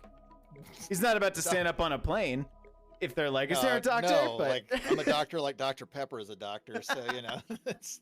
You have the letters. You have the letters, and I'm kind of fizzy. It's fine. Where do you think Mr. Pibb went to college? Do you think he did? Or do you think he just like got his GED and was like, "Hey, listen, I'm doing fine." So It's probably I don't know, like you don't have to have like any type of degree to be a mister. So he could be he could be just a regular college grad. yeah, that's true. That's true. It's not like, but it doesn't say like Mr. Pibb MA. You know, like That's true. That's true. But like, I didn't want to like throw him under the bus. I didn't want to be like, oh, he went to a community college or anything, because like I respect community colleges. Absolutely, and I feel like that would be like unnecessarily shitting on a community college. yeah. When like I'd rather kind of shit on just like regular public universities, or Just even, Yeah. like not public, just regular universities in general. Yeah. It's just going after like, it's just like just like Evergreen College up in Washington, just like, oh. That's the first portion of this chat. But what genre of game would you make? No money or production constraints. Oh. Man, that's an excellent question. We did not ask this question. We talked a lot about kind of the mental side, and kind of like talked a lot about having partners in streaming, because I came from a partnership and you're in one. So yeah. So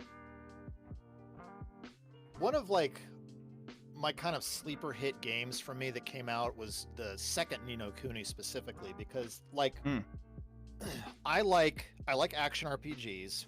And I like games where you build up cities that grow, but there's a line there where like I'm not looking for like city skylines or like a city sim inside my action RPG. And Ni no Kuni hit this really nice split. There's another game we're actually in the middle of the series right now on the YouTube channel called Soul Blazer that also does this, where it's like every stage you're resurrecting the cities by like defeating monsters, and everybody's been trapped inside these things. And so like I really like city growth and city building, but like within constraints. So, and I like Fable? Kinda. Fable starts to hit too much management. I did really enjoy like Fable 3 specifically. Yes. One of my things is like at some point games get too overambitious with their systems, and it's like I like there to be meaningful stuff, and not just like, okay, well, I'm building like my 8th like random house for a generic NPC. So like there's this boundary where it's like I want there to be like houses that have people that are relevant to my quest. Like the Suikoden games, they just announced that like Suikoden 1 and 2 are getting like an HD remaster because Konami is doing whatever the fuck Konami does. It's not pachinko. Weird decisions. They were these games that are based on like, they're cashing in, and I get it. I bought the Yeah. Contra. I bought the Contra collection. I think with Suikoden, they're actually maintaining their copyright because I think they hadn't done anything with it in a decade. And in Japan, that would have been like, sorry, you lose this. So I think they're releasing it the rules are different over there. It's true. Yeah. But in those games, like they're based on loosely, like thematically based on this old Chinese tale about like 108 Stars of Destiny. And so there are actually like 108 characters you can recruit in each game. Not all of them are playable. A lot of them are. But as you recruit them, you get this base that keeps building up and evolving. And like you're recruiting merchants and stuff who actually sell you things, and like characters that have mini games for you to play to win money. And some of them are just like offsides, like, the cook or whatever. But then some of them have like weird story sequences that happen. Like in the second game, like there's actually basically an Iron Chef cook-off mini game that can take place over the course of it. And so like as your base builds up, you unlock these more like little interesting scenarios, and like that's about the sweet spot for me. And so I would honestly build like just like an action RPG variant of that kind of thing, because there aren't that many of them out there. Most of them it'll be real simple base building stuff where it's just like you rescued a person and they go back to the town and like nothing else happens, or it'll get too much into the base building and start going sim direction, and I want something a little more like in that mid spot. So, and there just aren't that many games out there that hit that mid zone. Okay, that's interesting. That's a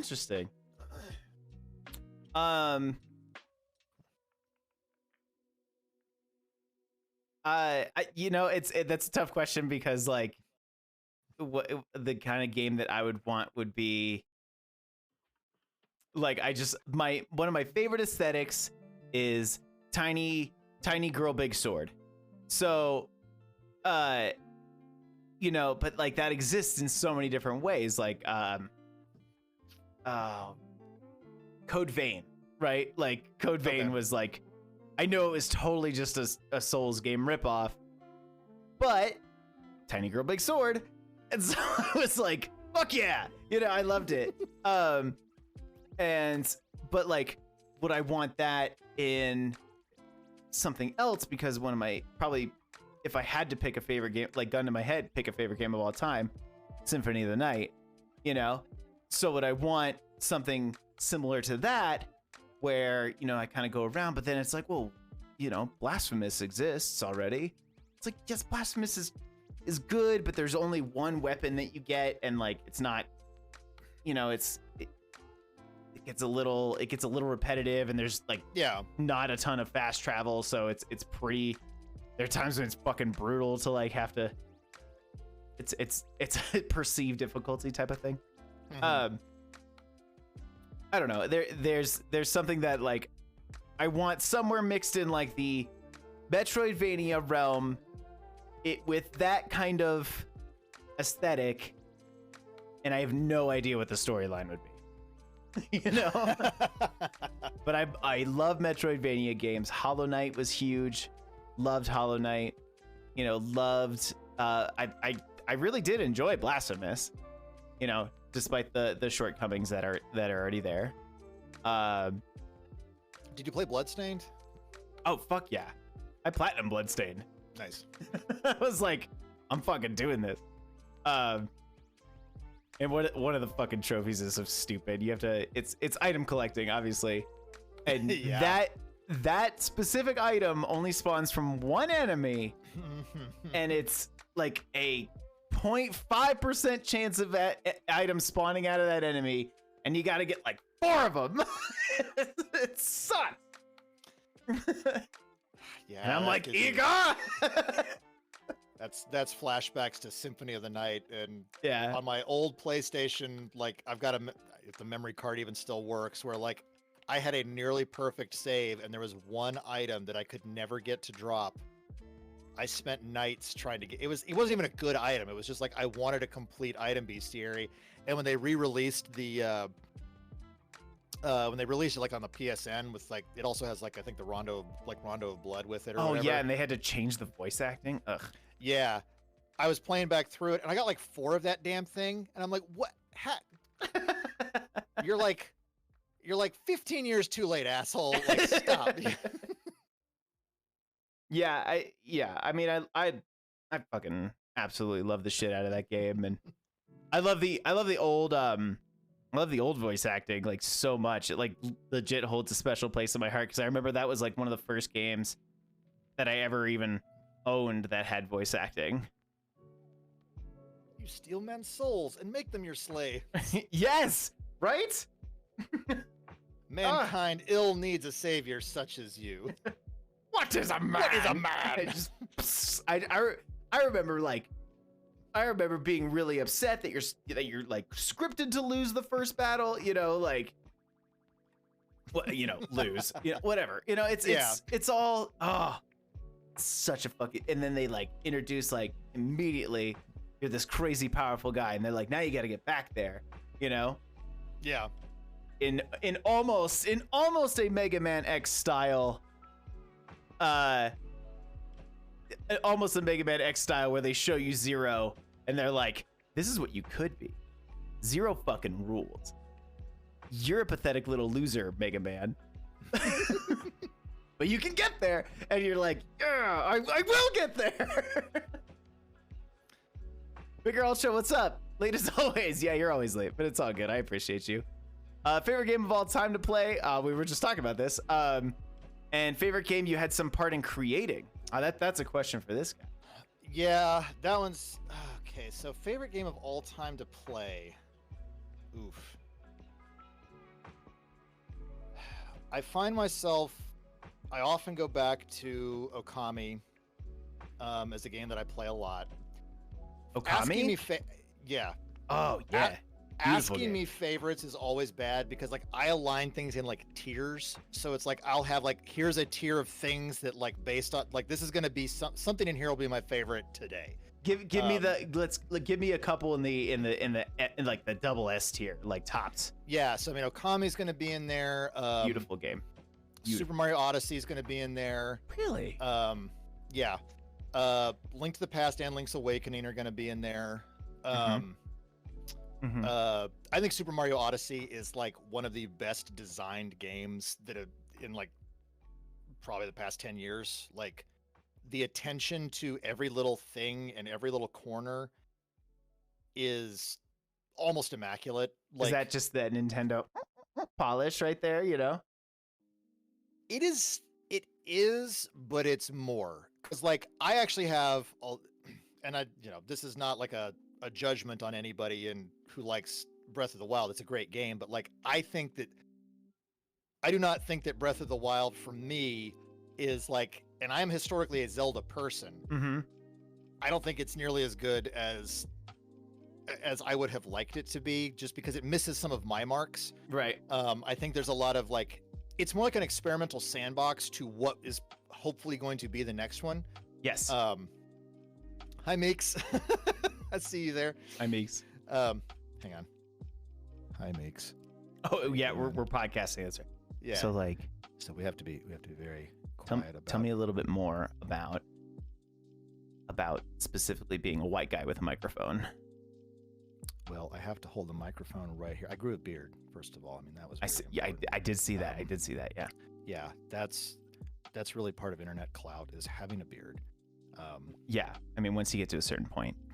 Yeah, I also have very terrible opinions about things. And you'll find this out the longer you listen. And I spread misinformation on purpose. Yeah. Yeah. Also, buy my energy supplements. Yeah. They are completely untested, un-FDA approved. Most of them are probably made up of horse hooves. But so is glue. Pump. So yeah, and glue, and you like glue, don't you? Yeah, and you'll go full crocodile dick. Crocodile dick? Crocodile? Crocodilo dick? Where did... Crocodile dick sounds like a Mega Man villain. Like that. You know what that was? I was trying to make fun of the gorilla mindset, and crocodile fed into the illa at the end of gorilla, and it just turned into crocodilla. Yeah, I like that.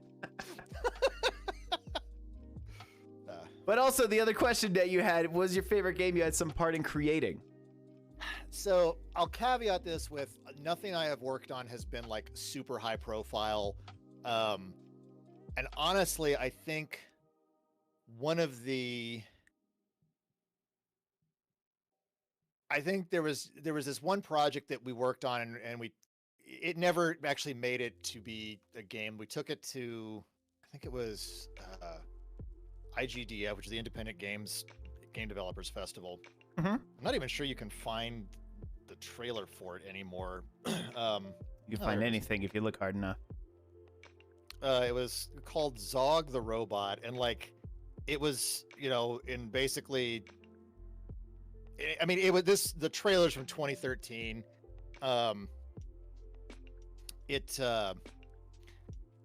was a bunch of grad students just like trying to build an action game with the robot, and I mean, there was a lot of like ups and downs with it, but for basically a team of like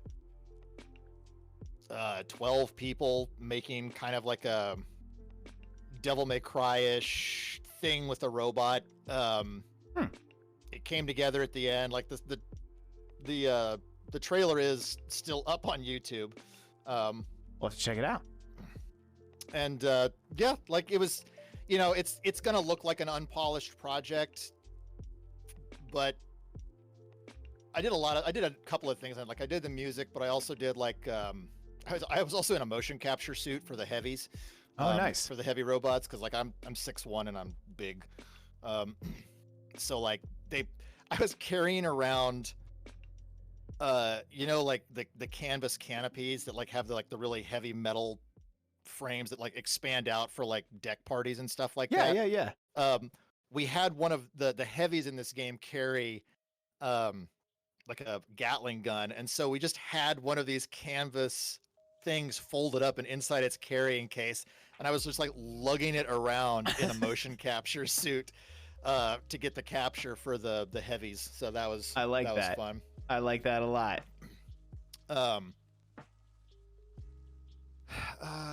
Robo says, whatever, stick to just one game if it meant you got a lot of success.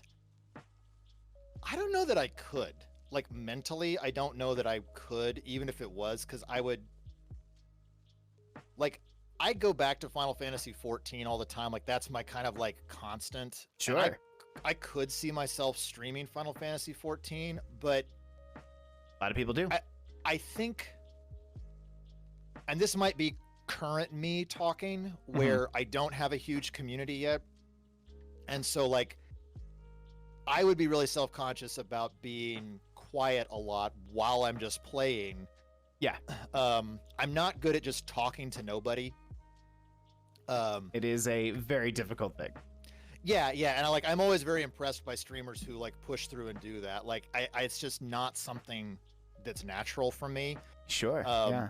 I work so much better, like I said earlier, in the conversational sense. And so like if James and Skylar and Anna wanted to hop on and like we would do Final Fantasy, like one of us would be like streaming Final Fantasy 14 and the others would be dicking around or something, like I could probably do that.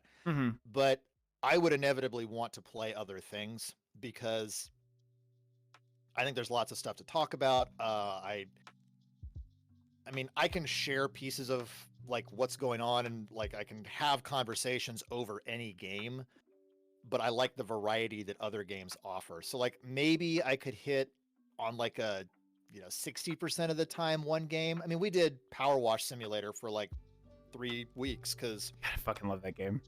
It was just easy to kind of podcast talk over while cleaning stuff. Absolutely great. Brain go burr. Like it is so good. Yeah. I hear that. But though. But I don't think I could ever like just stream a single thing. Like I could never do like, be Ninja and only stream Fortnite or only stream Valorant or only stream one thing. Yeah. And that's no disrespect to anyone who does. It's just I can't get in that headspace. Yeah. So what's so interesting is Ninja is a prime example that I bring up a lot as far as like single game kind of people, right?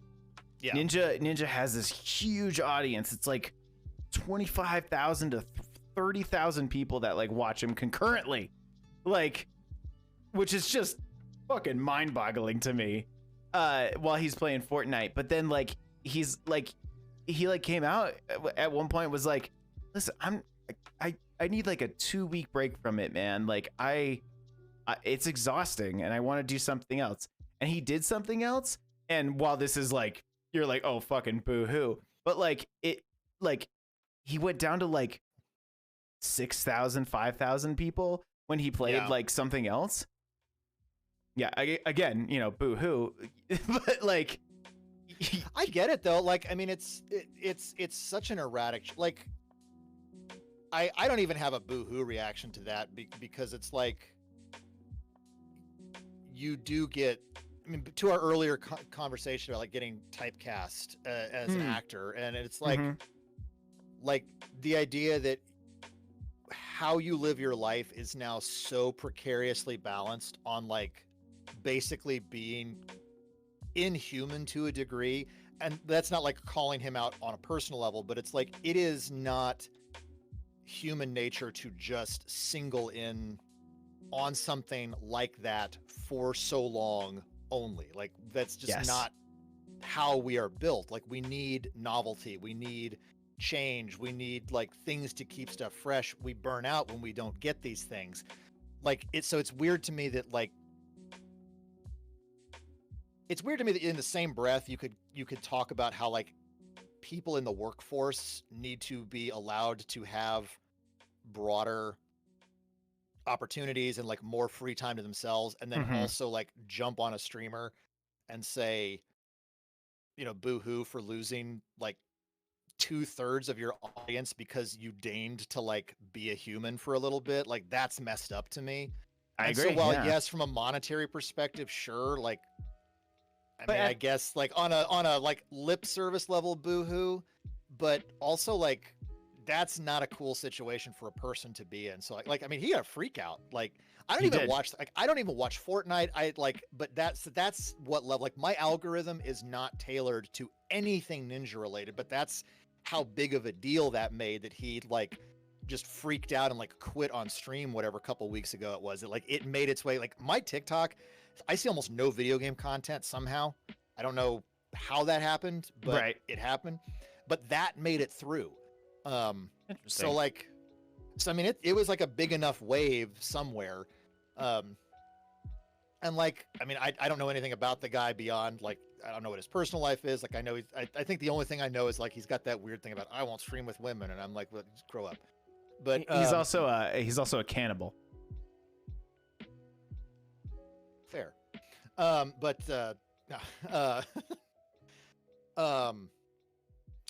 yeah, it's just like, the boohoo thing is kind of like, people acclimate to their space, and a person is still a person. Like, you can be boxed in regardless. I've never, and the boohoo, like I said, it's very surface level, because you're just like, boohoo, I know, I didn't think you were 5,000 people. Like, I feel so bad for you. But when he did have his like kind of panic attack almost on stream, where he was just like, I can't do this anymore. I cannot. And he like stopped, you know, he like shut down his stream. He didn't raid or anything like that. He's just like, that's it. Right.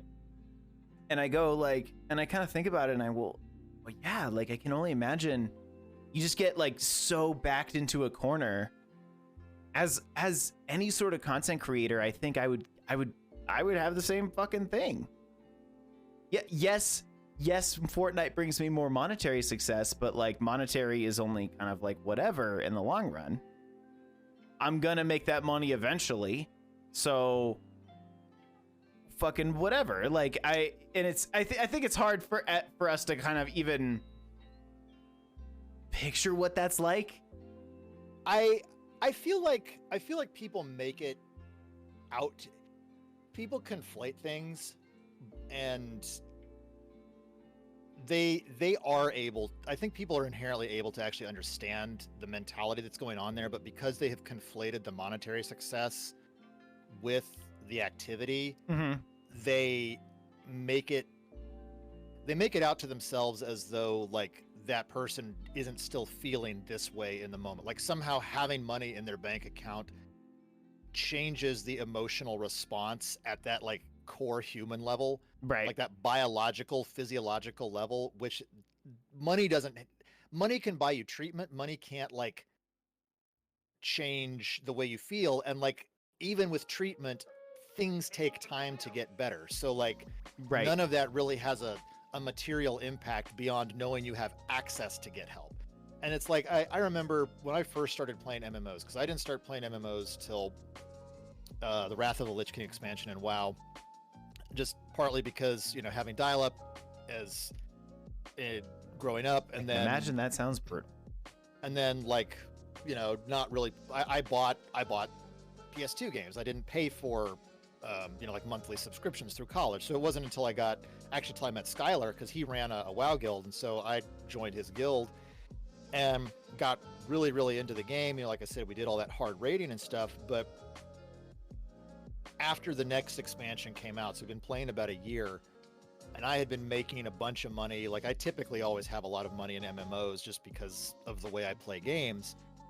Right. And I was like circling this desert, gathering herbs, because I had leveled multiple characters so that I could like have a money engine going and constantly crafting stuff. And I remember sitting there multiple nights in a row just being like, why am I doing this? And then still doing it for hours. And like I was getting more and more unhappy doing that, even though I was still doing it. It's like it's kind of the misleading thing about like dopamine, right? Like dopamine's not a reward in the sense that like, oh, it's pleasure. Dopamine is like an actuator. You know, you're not chasing pleasure necessarily. You're chasing the thing that lets you take the next action. And so it's kind of like a misnomer to when people are like, I know it's like fun and cute to like chase the dopamine, but like it's not the same thing, you know? Yeah, it's very much a pop psychology thing right now of being like, Yeah. just give me some serotonin. And it's like, well, yeah, but there's like 5,000 chemicals up in your brain. Like, give me a break. Yeah, if it were that easy, you could just like, you know, generate some, and Yeah. but it's not that easy. And so it was like, Also, even though store-bought chemicals for your brain are okay. It's not a bad thing. Yeah, 100%. It's looking directly in camera when I say that. He's right. But like, I was chasing this thing that like kept me going, and I had always had like a proclivity to like grind games, but when I was playing single player games, they eventually ended. It's And true. once they were done, I didn't have anything to grind, so like I never encountered this as a personality or brain issue with myself. And I have since, you know, in the, because like I really had to like wrestle when we quit WoW, like several of us just quit all at once because there were other factors where we weren't having a good time. Yeah. And like in that kind of cool down period after WoW was over, where I wasn't playing an MMO and I kind of like normalized, I was like, man, I was playing this game and I actually hated that I was playing the game. I didn't realize that that's how I felt at the time because I was in the middle of it. But I was just like, everything was off because I was so focused on this cycle of repetition that kept me moving, but I wasn't moving anywhere. The Very reward was interesting. just Yeah. getting to take the next action. It wasn't truly a reward in the sense of like, I am being rewarded and find greater value in what I was doing. And I have found that about myself, that I have to be careful with games that have kind of endless loops. I know that about myself now, and I can stop myself most of the time. Right. I've never gotten, I think, as bad as I did at that point, because I know to watch for it. But I have definitely with longer games, like especially like longer RPGs, things like Persona 4, Persona 5, because I platinumed Persona 5 Royal, and at the end I was starting to feel it. I'm like, okay, Yeah. I know this ends. I know this will be done when I am done, so I can keep going. But I was definitely past that threshold of like, I am doing this just to do it now for some reason. Right. So that's part of why like I don't think I could ever play just one game, because at some point the constant repetition of chain streaming just a single game to maintain a community would have that impact on me, and I wouldn't be able to like, I would literally just at some point stop streaming and whatever. Yeah. And Robo, my answer is fuck no. No, I generally like single player games like more often. Not that multiplayer games can't be fun and I can't enjoy like a BR or something like that once in a while, but like kind of like, you know, I like the adventure to end and we can start a new journey together, you know. Like Nier Automata, one of my favorite games of all time, because also I don't know if you picked up on Little Girl Big Sword, but You know, there's a 2B outfit in Final Fantasy 14. but is there an A1? Because Fair. I do not think there is. You can probably make yourself look kind of that way, but I guarantee there's a kind of A as well. So anyway, but before I go down my little thing here, I would say just like, yeah, I don't think I could definitely come back to games.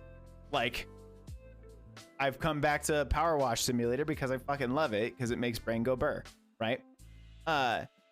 If I wanted to at some point, I might bust out Smash, but I do worry about like the really competitive side coming in and being like, why aren't you doing this, that, and the other thing? Why aren't you doing these brain perfect things? And I'm like, because I don't fucking care, bro. You know? Yeah. Yeah, competitive stuff, that's always, like, in games especially, is always frustrating because there's a lot of invisible pieces in games that you have to uncover. Like, before the pandemic, like, I did a lot of Taekwondo, and like I went and competed in some tournaments locally, and I mean, like, there were very few people at my age and my size competing, so it's not like I got medals, but they were kind of like, I got medals because there weren't that many people competing in my bracket, so like it's not like I was super good or anything, but Right. the progression sense of like, I have learned to do this thing and now I can execute this thing for me, because like I still needed outside help. I still needed coaching to watch me and kind of like suggest what I was doing wrong. But like there was a more intuitive sense of progression because it was easier to teach me to like feel a thing I was doing because I could literally have the direct feedback than it is in like a PvP scenario to understand why the frames weren't lining up. Because unless the system has some piece of it to expose that, like Street Fighter 4, I think was the first time they introduced like a training mode where you could actually turn on like frame counts and like hitboxes and stuff. Yes, yeah. That was super helpful to me because I didn't realize just how far I was off with all of that being invisible. So because I didn't know how far I was off, I could never get to be on when I was trying to time something. With Taekwondo, at least, or like martial arts and things like that, you can feel when things are wrong and you can adjust because you have that. Literally feel when it. things, yeah, you literally feel when things are wrong. And so it's like, I like the idea of competing in games because I like the idea of getting better and practicing at things. Sure. But the moment I hit those walls where it's like, I don't know how to make this better other than chance or whatever, that's when I start to shut off. I hear that. So I tend to avoid a lot of like back in the days of like just regular old deathmatch FPS. I loved doing that because it was literally drop in, get your kills, be done. Unreal Tournament. Unreal Tournament, Quake 3, Wolfenstein Enemy Territory, like the one that I think they renamed a later Enemy Territory, or no, later Wolfenstein to Enemy Territory, but there was this one that never completed development, so they just released all the levels. And it wasn't deathmatch strictly. There were some mission-based things, and even Team Fortress 2, like that's about the breaking point where like things started getting way more squad-based and tactical across the board, or Battle Royale-ish. And that's where I feel like I don't have fun with Battle Royales because I feel like I spend 20 minutes just looting around or hoping I luck into seeing somebody and not getting shot once from some unknown corner. I never feel like I get to practice playing the game. I get to practice looting shit and running around the map. Yeah. And it's a different skill set, no doubt. Yeah, and this is, it isn't a shake at anybody that likes doing that. That lack of like feedback loop for practice, get better. It loses me. I hear that. That's how I feel about like Apex. So yeah. it's like, man, I'm not good enough for this. You know? I think we got time for like maybe one more question, and I think what I wanted to do was also give you the opportunity to like literally self promo the shit out of yourself here. You know, give yourself, you know, throw whatever links, all links up in chat, and just and tell us what it's all about. Yeah, I have to go grab my link tree because all of everything logged out, you know, in my computer. I had to rebuild my computer, and I have a brand new install of Windows 11 on everything. So Wow. yeah, it completely toasted. So Oh, that sounds brutal. Just sounds brutal. If anybody else has any questions, feel free, of course. While Michael is getting his stuff, I'll self promo. It's my fucking channel. There's all my stuff right there. All three things: socials, Twitter, Instagram, TikTok. I do have a Discord if you're interested. I share a lot of memes, and right now with my partner Shyla, we're posting a scary, loosely Halloween themed thing every day in the as far as music goes, and I like how loose they are. It makes me feel good. Yeah, and then those merch. have been fun. I just put out new merch. Just check it out. All right, CritCouch, your turn. Cool. So I got my link tree there. That should have links to our YouTube channel, the Twitch channel. We have an Instagram and a Facebook that I don't really keep up with because I can only do so much. So it's primarily Twitter. That'll be the big ones, like Twitter, Twitch, YouTube. If you're interested in the YouTube, that's where we have like Let's Play videos. It is right now purely retro focused, so it's going to be NES, SNES games. Nice. They're usually like 15 to 20 minute videos. Like I mentioned earlier in this stream, we try to complete the whole series. Cool. So I think there's 6 or 7 series up there right now. So there's about 100 videos you can watch through, and they're all in playlists. So that'll be me and Skylar going through everything. Mm-hmm. Our streams right now, we're just streaming on Thursday nights because that's when we can get the 4 of us together. Yeah. But so streaming tomorrow. Yeah, we'll be streaming tomorrow. I think we're doing a couple of retro games tomorrow. We're doing Halloween stuff. So tomorrow we're going to do this old Genesis game called Decap Attack, which has a really interesting story behind how it got developed. And you play a mummy that can throw his head at things. Sounds awesome. And there may be a follow-up depending on how long, because we usually go about 2 hours. So we might do like Zombies Ate My Neighbors or something afterward. Yes, that was exactly what I was thinking.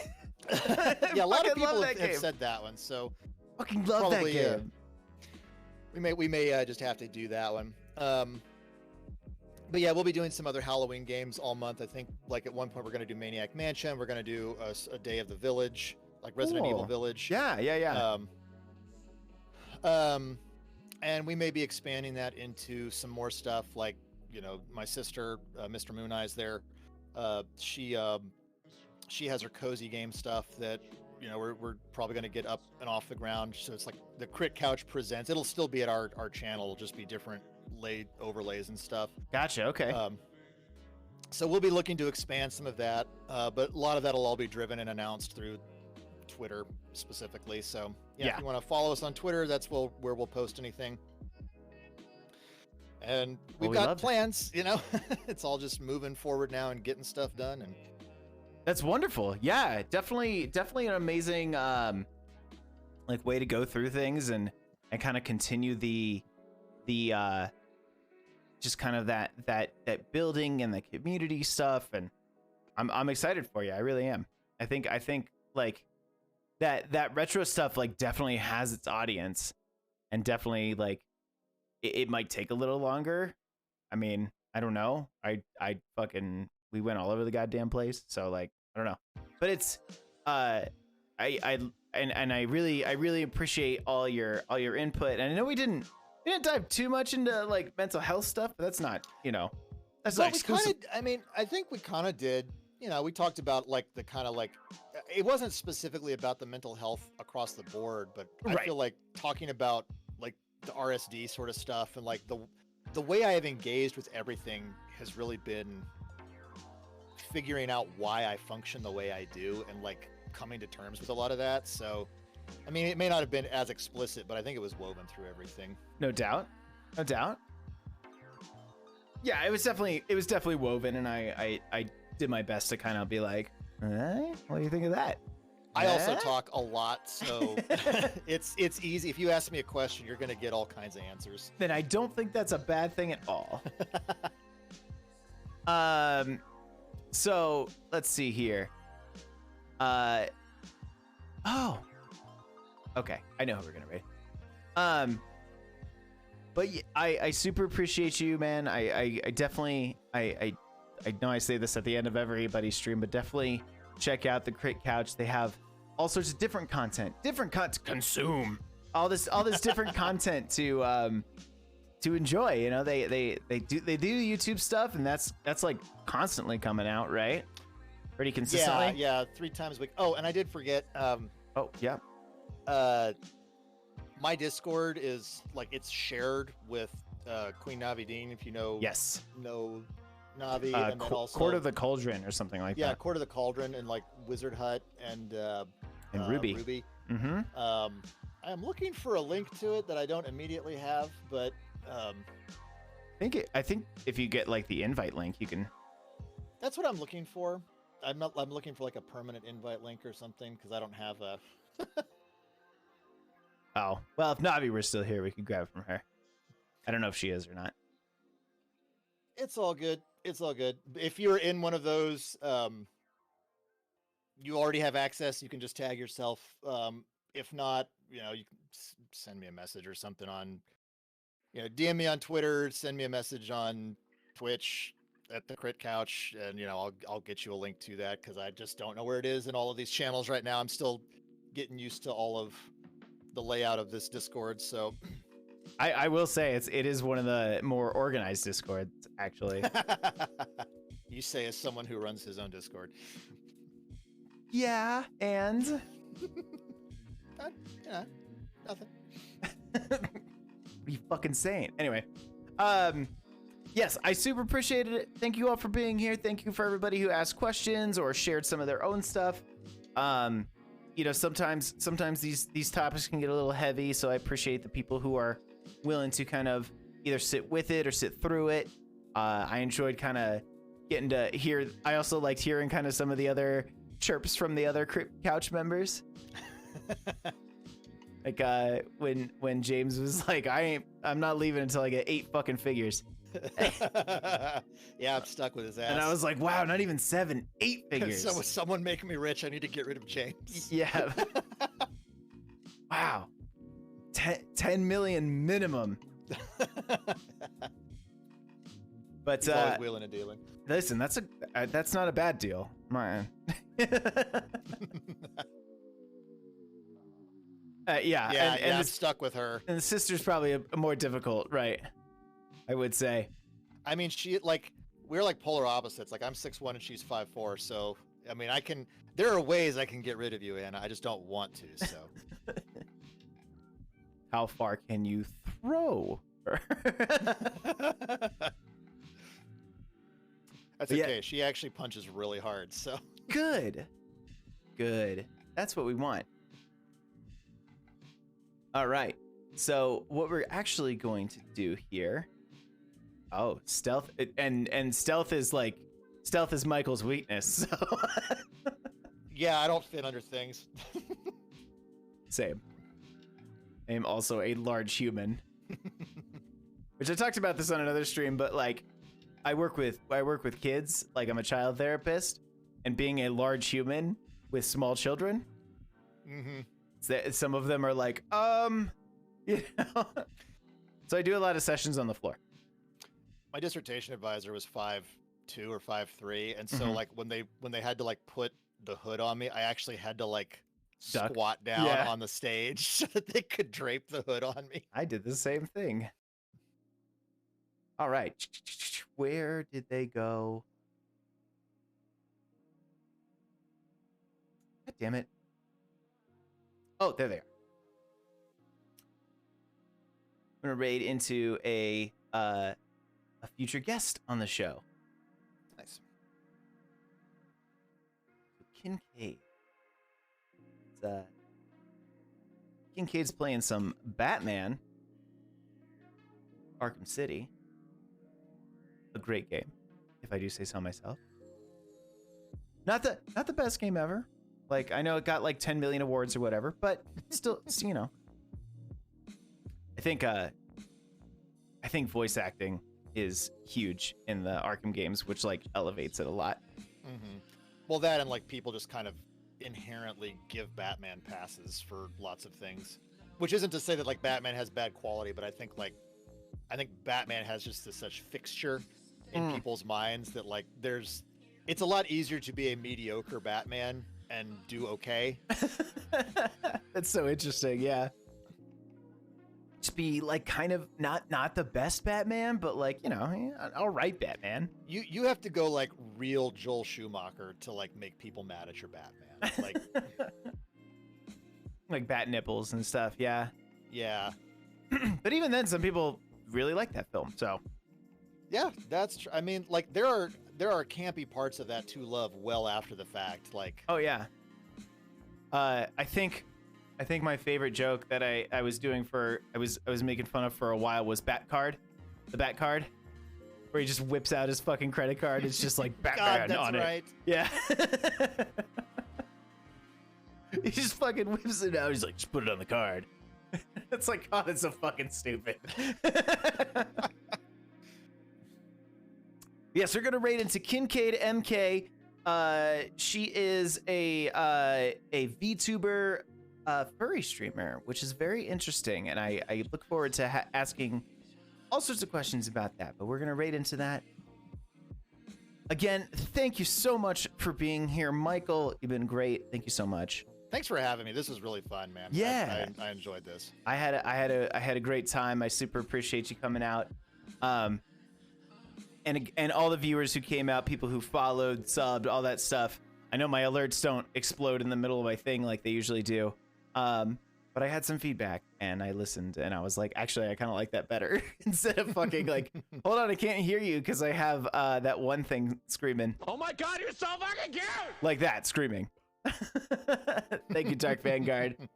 I appreciate you. I appreciate everybody being here. I hope y'all have a wonderful night. And I will see y'all on Sunday. We're doing some Sunday scaries. Nice. Whew. I'm a fucking baby. All right. See y'all next time. Bye, everybody. Take it easy. All right, we are rated.